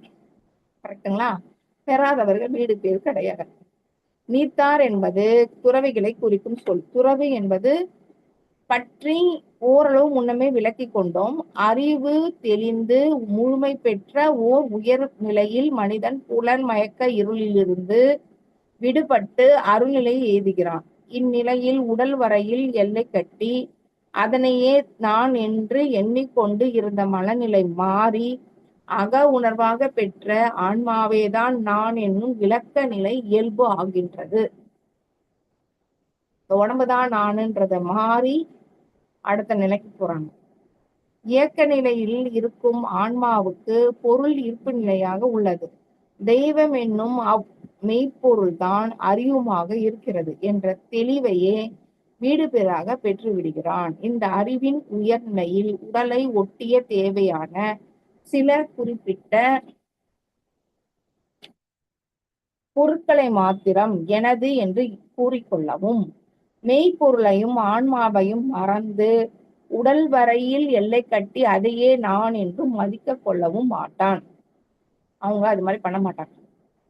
பிறவி கடலை கடந்து மெய்ப்பொருளாகிய முடிவு பெறவே ஆர்வம் கொண்டு இயங்கும் ஆன்மாவின் லட்சியம் உணர்கிறான். ஆன்மாவின் உலகப் பொருட்கள் மீதுள்ள பட்டுகளிலிருந்து அனுபவ ஆராய்ச்சியின் மூலம் நிறைவு பெறவும், புலன் மயக்கத்தில் ஆற்றிய வினைகளால் ஏற்பட்ட களங்கங்களை போக்கி தூய்மை செய்து கொள்ளவும், மெய்ப்பொருள் நிலை உணர்ந்து அந்நிலை எய்தவும் உதவியான ஒரு சிறந்த கருவியாகவே உடல் அமைந்துள்ள சீர்மையை அறிந்து கொள்கிறான். அவன் அறிவு உடலையும் உலகையும் இணைத்து ஆற்றும் ஐம்புலன் இயக்க ஆற்றலையும் உணர்கின்றது.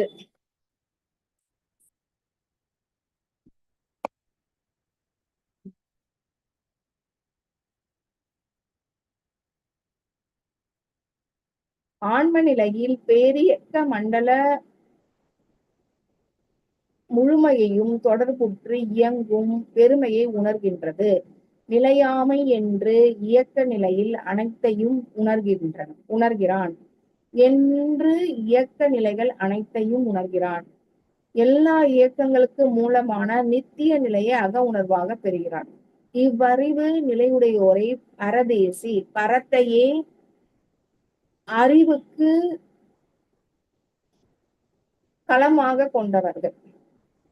பரதேசினா என்ன அர்த்தமா? பரத்தையே அறிவுக்கு களமாக கொண்டவர் என்றும், ஆண்டு எனில் விரிவான எல்லையை குறிக்கும்.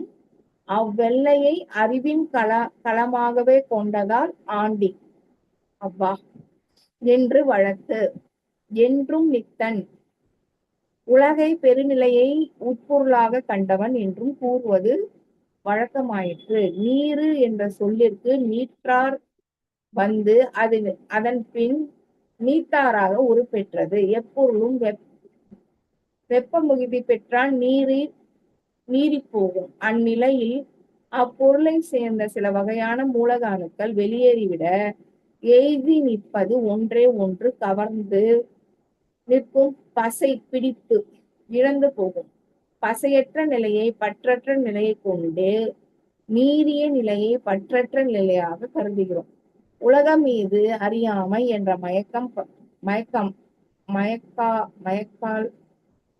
மயக்கத்தால் பற்று கொண்டு நிற்கும் ஆன்மா அறிவின் விளக்கத்தால் இருள் நீங்கி நீடி போகிறது. நீற்ற நிலையுடைய அறிவினரை நீற்றார் என்று கொண்டு நீத்தராக கருதுகிறோம். எல்லாவற்றிலும் நீத்தார் என்ற சொல் ஒரு பெருமதிப்புடைய ஒன்று ஆகும். நீத்தார் பெருமை என்ற தலைப்பில் முதல் கவி, ஒழுக்கத்து நீத்தார் பெருமை விழுப்பத்து வேண்டும் பணுவல் துணிவு. இங்கு ஒழுக்கத்து நீத்தார் என்ற சொல்லுக்கு ஆழ்ந்த கருத்து உண்டு. அறநெறி என்ற பேரொழுங்கில் நிழலில் தான் மனித குலம் அமைதியாக வாழ முடியும்.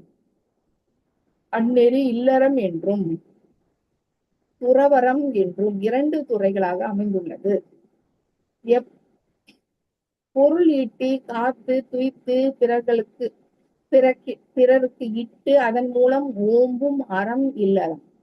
பொருள் ஈட்டமும் காக்கமும் இல்லமின்றி அமையாது. எனவே இல்லம் கொண்டு பொருள் ஈட்டி காத்து துய்க்கும் பிறர்க்கிட்டு ஓம்பும் அறம் இல்லறம் எனப்பட்டது. வீடு பேறு என்ற மெய் விளக்கம் பெற்று எப்பொருள் எத்தன்மை தாயினும் அப்பொருள் மெய்ப்பொருள் காண்பது அறிவு. ஓர் ஒழுக்கமைப்பில் சிறப்புற்று விளங்கும் நிலை கண்டோ அவ்வறிவு நிலையை கொண்டு இயற்கையின் ஒழுங்கமைப்பை தத்துவ விளக்கம் என்ற மறைபொருள் விளக்க வழியே மக்களுக்கு தெளிவுபடுத்தி செல்வம் ஈட்டும் பொறுப்பிலிருந்து தன்னை விடுவித்துக் கொண்டு உலக சமுதாய மக்களுக்கு தன் அறிவு உடல் ஆற்றலை அர்ப்பணித்துக் கொண்டு அருள்துறையில் செய்யும் கடமை துறவனம் எனப்பட்டது. இந்த இரு வகைகளிலும் செம்மையுற மனிதன் ஆற்ற வேண்டும் எனில் ஒவ்வொரு பிரிவுக்கும் ஏற்ற பருவத்தில் தக்க பயிற்சி பெற வேண்டும். இல்லறத்துக்கு ஏற்ற பயிற்சி இளமை நோன்பு, பிரம்மச்சரியம், துறவற்றத்துக்கு ஏற்ற பயிற்சி அகத்தவம், முறையாக இளமை நோன்பாற்றி இல்லறம் ஓம்பி பின்னர் அகத்தவம் புரிந்து அறிவின் முழுமை பெற்று துறவறம் ஏற்கும் சிறந்த முறையைத்தான் திருவள்ளுவர் பெருந்தகை ஒழுக்கத்து நீத்தார் என்று கூறுகிறார். நேர்முறை பயிற்சிகள் வழியே அல்லாது எந்த கடமையும் சிறப்பாக முழு பயனளிக்க முடியாது. பருவத்திலே அறிவிலே பண்படும் இளமை நோன்பு, இல்லறம், அகத்தவம், துறவறம் என்ற வாழ்க்கை நிலைப்படிகளை முறையாக பயிற்சியின் மூலம் வாழ்க்கை படிகள் ஒவ்வொன்றையும் உணர்ந்து உயர்வான துறவரத்திற்கு வருவதே ஒழுக்கானது. மற்ற முறைகள் எதுவெனினும் ஒழுங்கு பிழந்தனவென அறுதியிட்டு கூறுகிறார் வள்ளுவர். உணர்ச்சி வயப்பட்டு துறவு அறம் ஆகாது, கடமை தவறியது, ஒழுக்கம் தவறியது, சமுதாயத்திற்கு தீமை விளைவிப்பது ஆகும். மறைபொருள் விளக்கம் நூல்கள் அனைத்தும் உயர்வாக மதிக்கும் பெருமை ஒழுக்காட்டால் நீட்ட முறைக்கே உரியது.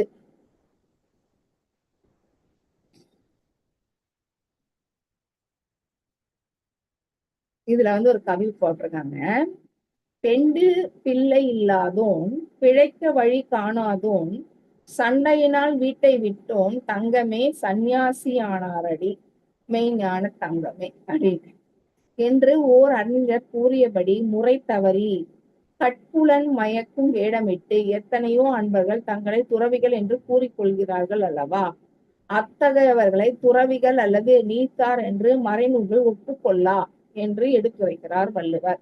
இவ்வதிகாரத்தில் அடுத்த கவியாக வருவது துறந்தார் பெருமை துணைக்கூறின் மையத்து இறந்தாரை எண்ணிக்கொண்டற்று. இது ரொம்ப நல்லா இருக்கும். இது துறவிகளின் பெருமையை விளக்கி கூறவே இயலாது, அந்த அளவு மதிப்புடையது அது. அப்படி ஒருவர் துறந்தார் பெருமையை விளக்கி கூற முயற்சித்தால் அது உலகில் இறந்தவர்களின் எண்ணிக்கையை கணக்கிடுவது போல் இயலாமையில் முடியும். பறவைகளின் காலடிகளை ஆகாயத்தில் பார்க்க முடியாதது போல் உலகில் உள்ள துறவிகளின் மனநிலையை ஒருவராலும் தெரிந்து கொள்ள முடியாது. அடுத்து வரும் கவி இருமை வகை தெரிந்து ஈண்டரம் பூண்டோர் பெருமை பிறங்கிற்று உலகு. இதுக்கு என்ன அர்த்தம்னா, உடல், செல்வம், உலகம் எல்லாம் புலனறிவு கெட்டிய பருவுடல், மெட்டீரியல் வேர்ல்ட் ஆகும். அறிவு, உயிர், மெய்ப்பொருள் எல்லாம் அருள் உலகம், ஸ்பிரிச்சுவல் வேர்ல்ட். அறிவு, உயிர், மெய்ப்பொருள் மூன்றும் மறைபொருட்கள், புலன்களுக்கு எட்டாதவை. இந்த இரு உலக இருப்பு இயக்க விளைவு நியதிகளையும் உணர்ந்து நெறியோடு வாழ்பவர்கள் பெருமையை உலகில் உயர்ந்தது என்று கூறுகிறார் இக்கவியில். மறைபொருள் விளக்கம் பெற்றவர்களே மயங்காது தெளிவாக செயல்புரிந்து வாழ்வார்கள். அவர்கள் வாழ்க்கை வழிதான் மற்றவர்களுக்கு வழிகாட்டியாக அமையும். மறைபொருட்களாக உள்ள மெய்ப்பொருள், உயிர், அறிவு இவற்றை பற்றி விளக்கும் நூல்தான் மறை எனப்படுகிறது. மறைப்பொருட்களை பத்தி கூறுற நூல் தான் மறை அப்படின்னு நம்ம சொல்றோம். கரெக்ட் தானே?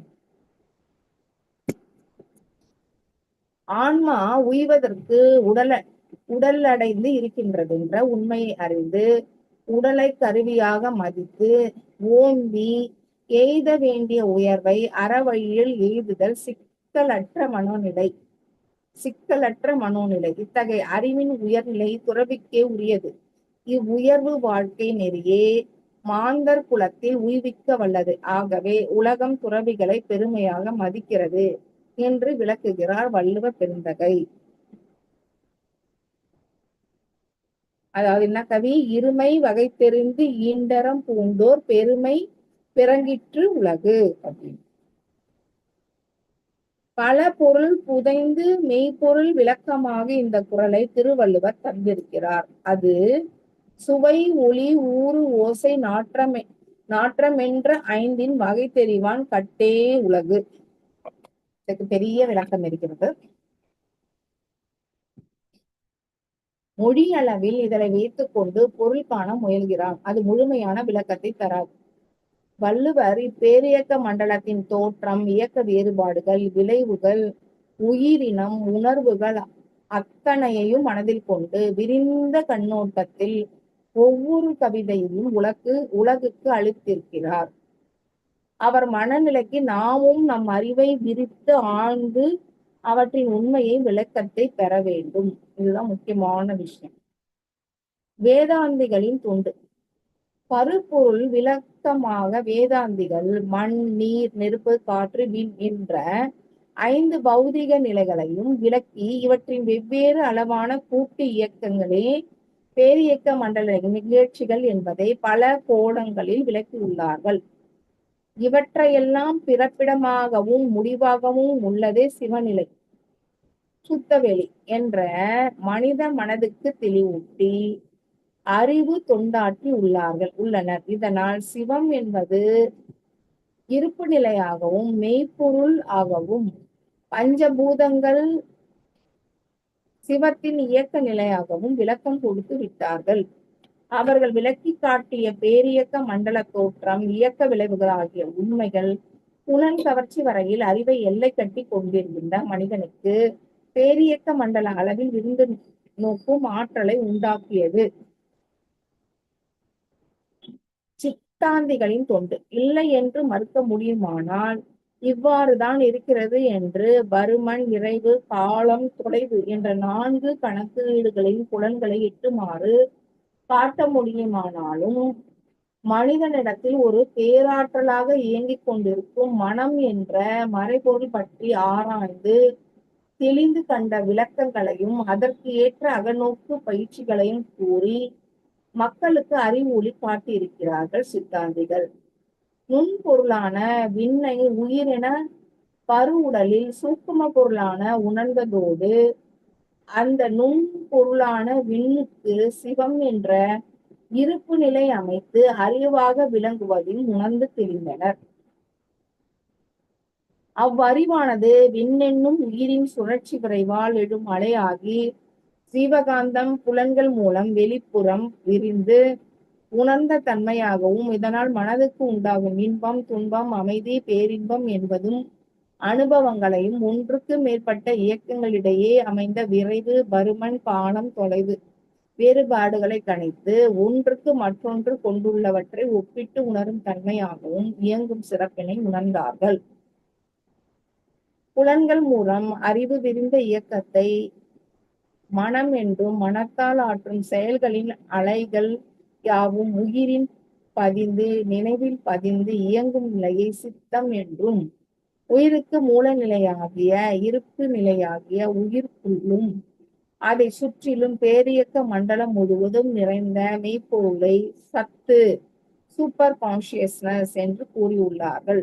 சித்தாந்திகளின் முயற்சியும் வெற்றியும் தொண்டும் உலகுக்கு மெய்ப்பொருள், உயிர், அறிவு என்னும் 3 மறைப்பொருட்களையும் பதி, பசு, பாசம் என்று விளக்கி காட்டின. இத்தகைய நுண்மான் நுழைபுலன் அறிவைதான் சுவை, ஒளி, ஊறு, ஓசை, நாற்றம் என்று 5 விளைவுகளையும் இவை தோன்றும் இடம், விளைவுகள், முடிவுகள் அனைத்தும் உணர முடிந்தது. இந்த உயிர் உணர்ந்த அறிவின் மெய்ப்பொருள் உயிர் என்னும் விண் சுழலால் எனும் சீவகாந்தம் என்னும் அலை இவற்றை விளக்கிவிட்டார்கள். அந்த சீவகாந்தத்தின் பௌதீக மாற்றங்களான பிசிக்கல் டிரான்ஸ்பர்மேஷன், ஊறு, ஓசை, ஒளி, சுவை, மனம் இவற்றின் மாற்றங்கள் உடல் இயக்கத்திற்கு ஒத்த அளவில் இன்பமாகவும் பொருந்தாத நிலையில் துன்பமாகவும் அமையும் உணர்வுகள் இவை அனைத்தும் உணரப்பெற்றன. சித்தாந்த ஆசிரியர்களான சித்தர்கள் இவ்வுண்மையை உலகுக்கு விளக்கி விரித்துரைக்கவும் பெற்றன. சித்தர்கள் வரிசையில் வந்த திருவள்ளுவர் எழுதியுள்ள இந்த குறளுக்கு விளக்கம் காண விழையும் முன்னம் பேரியக்க மண்டலத்தின் அத்தனை இயக்கங்களையும் மனதில் கொண்டு அத்தொடர்பான விரிந்த அறிவின் எழுதியுள்ளார் என்பதை சிந்திப்போம். ஆக்சுவலா நம்ம இந்த நீத்தார் பெருமையில பார்த்துட்டு இருக்கோம். அதுல எந்த இதுக்கு இவ்வளவு பெரிய அர்த்தம்னா, சுவை, ஒளி, ஊறு, ஓசை, நாற்றம் என்ற 5 வகை தெரிவான் கட்டே உலகு, அதுக்குதான் இவ்வளவு பெரிய விளக்கம். ஏன்னா அது வெறுமன 5 சென்சஸ் வந்து உணரக்கூடியதுன்றது கிடையாது. அதோட மூலம் என்ன, அதெல்லாம் உணர்ந்தாதனால அதோட டிரான்ஸ்ஃபர்மேஷன் தான், அந்த பிசிக்கல் டிரான்ஸ்ஃபர்மேஷன் தான் இது அப்படின்னு உணர்ந்தவங்க அவங்க அவங்க அப்படின்றத சொல்றதுக்காக வந்த கவி. ஏன்னா வந்து இது வந்து சித்தர்கள், சித்தனா உயிரை பத்தி அறிஞ்சவங்க இல்லையா. சோ திருவள்ளுவரும் ஒரு சித்தர்ன்றதுனால அவரும் தன்னுடைய அந்த உயிரை பத்தி உணர்ந்ததுனால உணர்ந்தவங்களோட டீட்டெயில அவர் வந்து பெருமையா சொல்ல முடியுது. இல்லைன்னா தெரியாதவங்களுக்கு எப்படி, ஒரு விஷயமே புரியாதவங்களுக்கு இது இப்படிதான் புரிஞ்சுக்கிட்டாங்கன்னு எப்படின்னு புரிஞ்சுக்க முடியும். அததான் இதுல சொல்றாங்க. இது வந்து சும்மா குரலே கிடையாது, மிகப்பெரிய விஷயம் அப்படின்னு அவர் சொல்றாரு. இதுக்கான அர்த்தம் வந்து இன்னும் 3 பேஜ் போகுது, நம்ம பார்க்கலாம். மெய் விளக்கம் பெற்ற எவராயினும் அவர் மனக்கண் நோட்டத்தில் மெய்ப்பொருளாகிய இருப்பு நிலை, விண் என்ற சுழல் விரைவு ஆற்றலான உயிர்நிலை, உயிர் எனும் விண் துகளிலிருந்து எழும் விரிவு அலை, விண்ணிலிருந்து பரவும் விரிவு அலையானது சுற்றும் உள்ள இருப்பு நிலையோடு ஊடுருவி இணைந்து விடுவதால் ஏற்படும் வான்காந்தம். வான்காந்தமே உயிர் உடலுக்குள் எல்லை கட்டி தனி சுழலாக இயங்குவதால் பெரும் சிறப்பான சீவகாந்தம். வான்காந்தமோ சீவகாந்தமோ பருப்பொருட்களின் இயக்க அலையாலும் திணிவு பெறும்போது அது சமனாகும் போது இயக்க விளைவுகள் அழுத்தம், ஒளி, ஒளி, சுவை, மனம் என்ற 5 மாத்திரைகளாக மாற்றம் பெறும் இயல்பூக்கம். இருப்பு நிலையான மெய்ப்பொருளே அறிவாகி நுண்பொருளான விண்ணிலிருந்து பேரியக்க மண்டலத்தில் உள்ள எல்லா பொருட்களிலும் ஊடுருவி நிறைந்து அது அதன் வடிவத்துக்கு ஏற்ப இயக்க ஒழுங்காகவும் புலனுணர்வாகவும் தன்னையே அறிந்து கொள்ளத்தக்க 6ஆம் நிலை அறிவாகவும் விளங்கும் அருள் பேராற்றலான அறிவு நிலை. இவையெல்லாம் அயரா விழிப்பு நிலையில் காட்சிகளாக விளங்கும். இந்த முழுமையான பேரியக்க மண்டல விளக்கமே மெய்ஞானம் என்று வழங்கப் பெறுகிறது. நுண்பொருளாகிய விண்ணின் உண்மை பொருளாக உள் நிறைந்த பொருள் உண்மை. அதன் கூட்டு நிலையான ஆகாயம், காற்று, நெருப்பு, நீர், நிலம் எனும் பஞ்சபூதங்களில் அதற்கு ஏற்ற தன்மைகளாகவும் இயக்க ஒழுங்காகவும் உயிரினங்களில் உணர்ச்சியாகவும் 6ஆம் நிலை அறிவு சிறப்புற்று மனிதனிடத்தின் அறிவின் நிலைமையை அறிந்து கொள்ளத்தக்க பேரறிவாகவும் ஒன்றில் ஒன்றாக ஒன்றோடு ஒன்றாக பேரியக்க மண்டலம் முழுவதும் ஒரே இணைப்பாகவும் எல்லா தோற்றங்களையும் முறையாக இயக்கி விட்டு கொண்டு அனைத்தையும் ஒன்றிணைத்து அப்பாலாக சுத்தவெளியாக சிவமாக அமர்ந்து அனைத்தையும் தாங்கிக் கொண்டிருக்கும் அருட்பேராற்றலே தனக்குள் அறிவாக விளங்குகிறது என்ற பேருண்மையை உணர்ந்த அருளாளர்கள் சித்தர்கள். அம்மா நன்றி, வணக்கம். வணக்கம்மா, வாழ்க வளமுடன். வாங்கம்மா, வந்துட்டீங்களா? வாழ்க வளமுடன். நல்லா இருக்கீங்களாப்பா? நல்லா இருக்கேம்மா, நீங்க எப்படி இருக்கீங்க? நல்லா இருக்கோம், உங்க ஆசீர்வாதத்துல ஜம்முன்னு இருக்கோம். வெயில் தான் கொளுத்துது. ஆமா, ஆனா பாருங்க, நம்ம வெயில் கொளுத்துனா கூட நம்ம வெயில்ல ஏறி இறங்கி எல்லாம் போக வேணாம், நம்ம வீட்டுக்குள்ளேயே உட்கார்ந்து பேசிடலாம். வாய்ப்பு இருக்கு. ஆமாப்பா, ஆமா ஆமா. வாங்கம்மா, நீங்க வந்து உங்களுடைய உரையை தொடங்குங்க. நான் இந்த அளவுல வந்து நம்மளுடைய நீத்தார் பெருமையை நான் முடித்துக் கொள்கிறேன். நம்ம நாளை வந்து இதோட டீட்டெயிலை பார்க்கணும். இதுவரைக்கும் இதை கேட்டுக்கொண்டிருந்த அனைவருக்கும் நன்றிகளும் வாழ்த்துக்களும். நீங்களும் உங்கள் அன்பு குடும்பமும் வாழ்க வளமுடன். இப்பொழுது உங்களிடம் இருந்து விடைபெறுவது பாசுமதி சரவணன், சென்னை. வாழ்க வளமுடன். நன்றிமா. வாழ்க வளமுடன்டா. மிக்க நன்றிப்பா. நன்றிமா.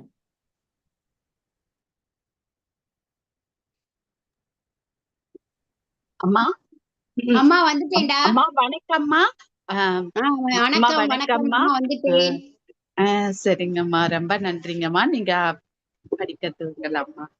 ஓகே அம்மா, நானும் உங்களோட 2:45 வரைக்கும் நீங்க படிக்கிறது நான் கேட்டுட்டு இருக்கிறேன். கரெக்டா அந்த டைம் சாப்பிட போயிடுறேன். நீங்க முடிக்கும் போதே நான் இருக்கிறது இல்ல. அதனால ஒண்ணும் இல்லடா, ஒண்ணும் இல்ல, கரெக்டா அம்மா முடிச்சிருவேன். சரி, இல்லம்மா, நான் உங்ககிட்ட சொல்லிடுறேன்.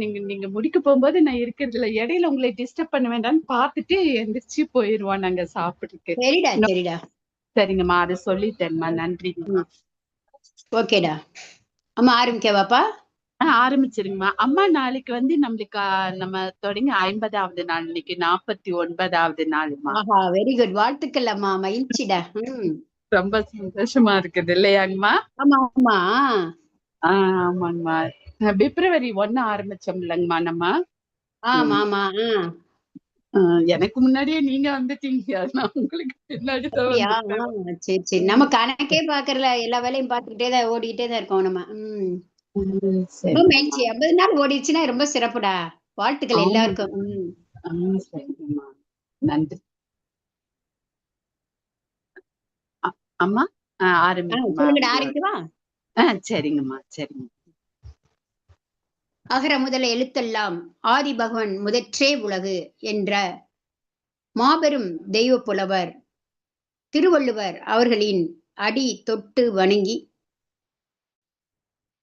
இந்த இணையத்தில் இணைந்திருக்கும் அனைத்து சான்றோர் பெருமக்களுக்கும் மனிதம் விதைப்போம் நிறுவனத்தின் தலைமை திருமதி ஜோதி மீனாட்சி அம்மா அவர்களுக்கும், அவர்களுக்கு மிக உறுதுணையாக இருக்கும் திருமதி மகேஸ்வரி அம்மா அவர்களுக்கும், திருமதி கோமதி அம்மாள் அவர்களுக்கும், Bharat book of records of world நிறுவனத்தை சார்ந்த அனைத்து சான்றோர் பெருமக்களுக்கும், இதனை கேட்டுக்கொண்டும் அறிந்து கொண்டும் இருக்கும் அனைத்து சான்றோர் பெருமக்களுக்கும், இதற்கு முன்பு பேசிய அனைத்து தமிழ் அறிஞர்கள் அத்தனை பேருக்கும் எனது பணிவான வணக்கத்தை கனிவோடு தெரிவித்துக் கொள்கின்றேன். இன்றைய நாள் மிக மிக சிறப்பான நாள். ஏனென்றால் ஒப்புரவு அறிதல் பற்றிய ஒரு அதிகாரத்தை நாம் மேற்கொள்ள போகின்றோம். ஒப்பு கூட்டல் உறவு கூட்டல் அறிதல். ஒப்பற்றது எது அப்படின்னா, ஒருத்தர் நமக்கு உதவி செஞ்சாங்க அப்படின்னா, அந்த உதவிக்கு நம்மால என்ன கைமாறு செய்ய முடியும், அப்படிப்பட்ட ஒரு சூழலை அறிந்து கொள்வதுதான் ஒப்புரவு அறிதல்.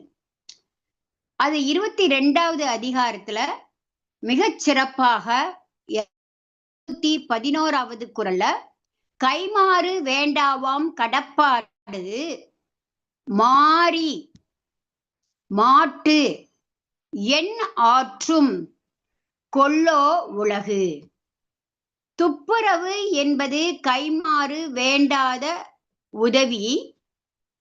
தன் மீது மழை பொழிந்த அந்த முகிலுக்கு இந்த உலகம் என்ன கைமாறு செய்ய போகின்றதோ அதான் இதனுடைய பொருள். அதாவது ஒருத்தர் நமக்கு உதவி செய்யறாங்கன்னு வைங்களேன், அவங்களுக்கு நம்ம என்ன கைமாறு செய்ய போறோம்? அவரை நன்றியோட நம்ம நினைச்சு பார்த்தாலே அதுவே பெருசு இல்லையா? இன்னைக்கு மனிதம் விதைப்போம் அம்மா தலைமை வந்து ஜோதி மீனாட்சி அம்மா நமக்கு ஒரு வாய்ப்பு கொடுத்துருக்காங்க. இதை நம்ம என்ன செய்யறோம்? இதுக்கான கைமாறு நம்ம என்ன செய்ய போறோம்னே தெரியல. ஏன்னா நம்மளுடைய குரல் மூளை முடுக்கெல்லாம் உலகமெல்லாம் அது எடுத்துக்கொண்டு போற ஒரு காரணியாக அம்மா இருக்காங்க. அதுவும் அவங்க எடுத்த ஒரு பெரிய இது என்னன்னா, திருக்குறள் ஒரு தேசிய நூலாக ஆக்க வேண்டும் என்பதுங்கிறது மிக மிக சிறப்பு.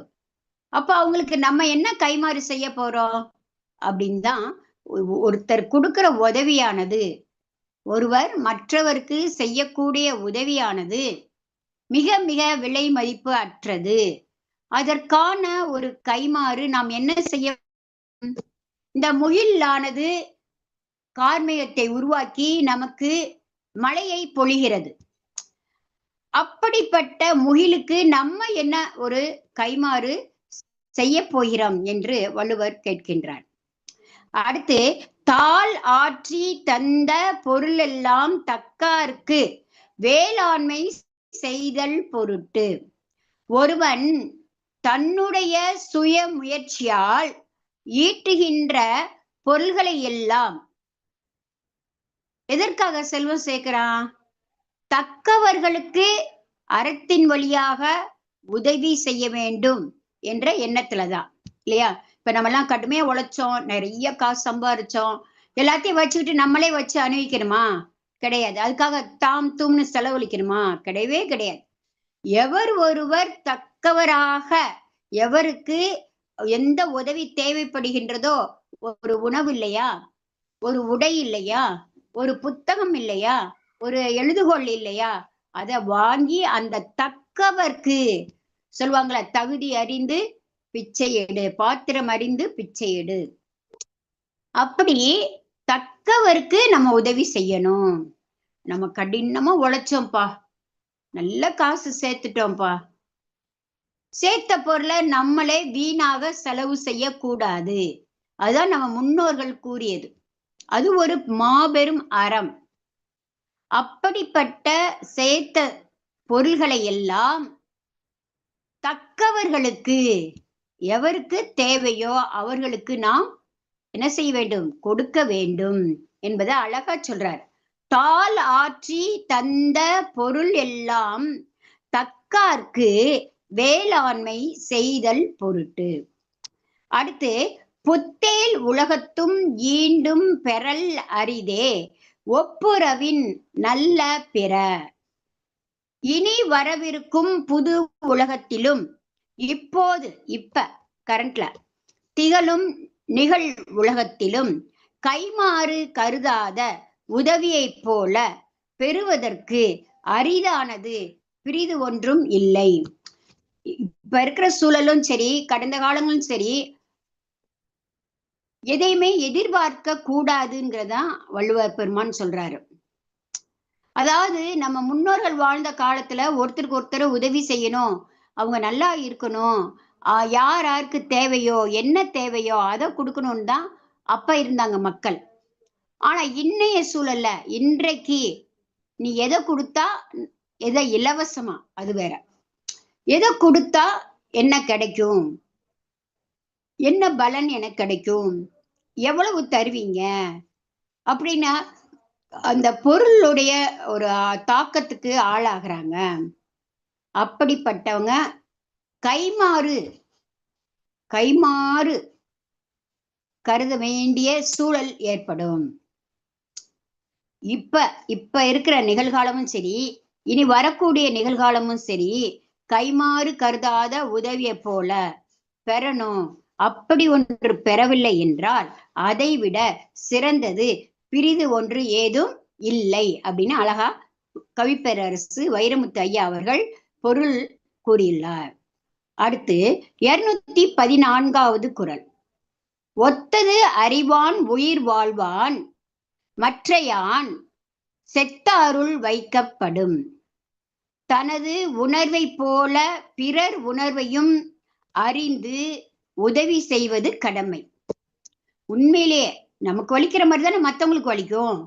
நம்ம நல்ல சொல்கள் நல்ல செயல்களை மற்றவங்களுக்கு செய்யணும், மற்றவங்க நமக்கு செய்யணும்னு எதிர்பார்க்கிறோம்ல, நல்ல செயல்கள், நல்ல நடத்தைகள், நல்ல பண்புகள். அதே இது நம்ம மற்றவங்களுக்கு செஞ்சாதானே நம்ம கிடைக்கும்.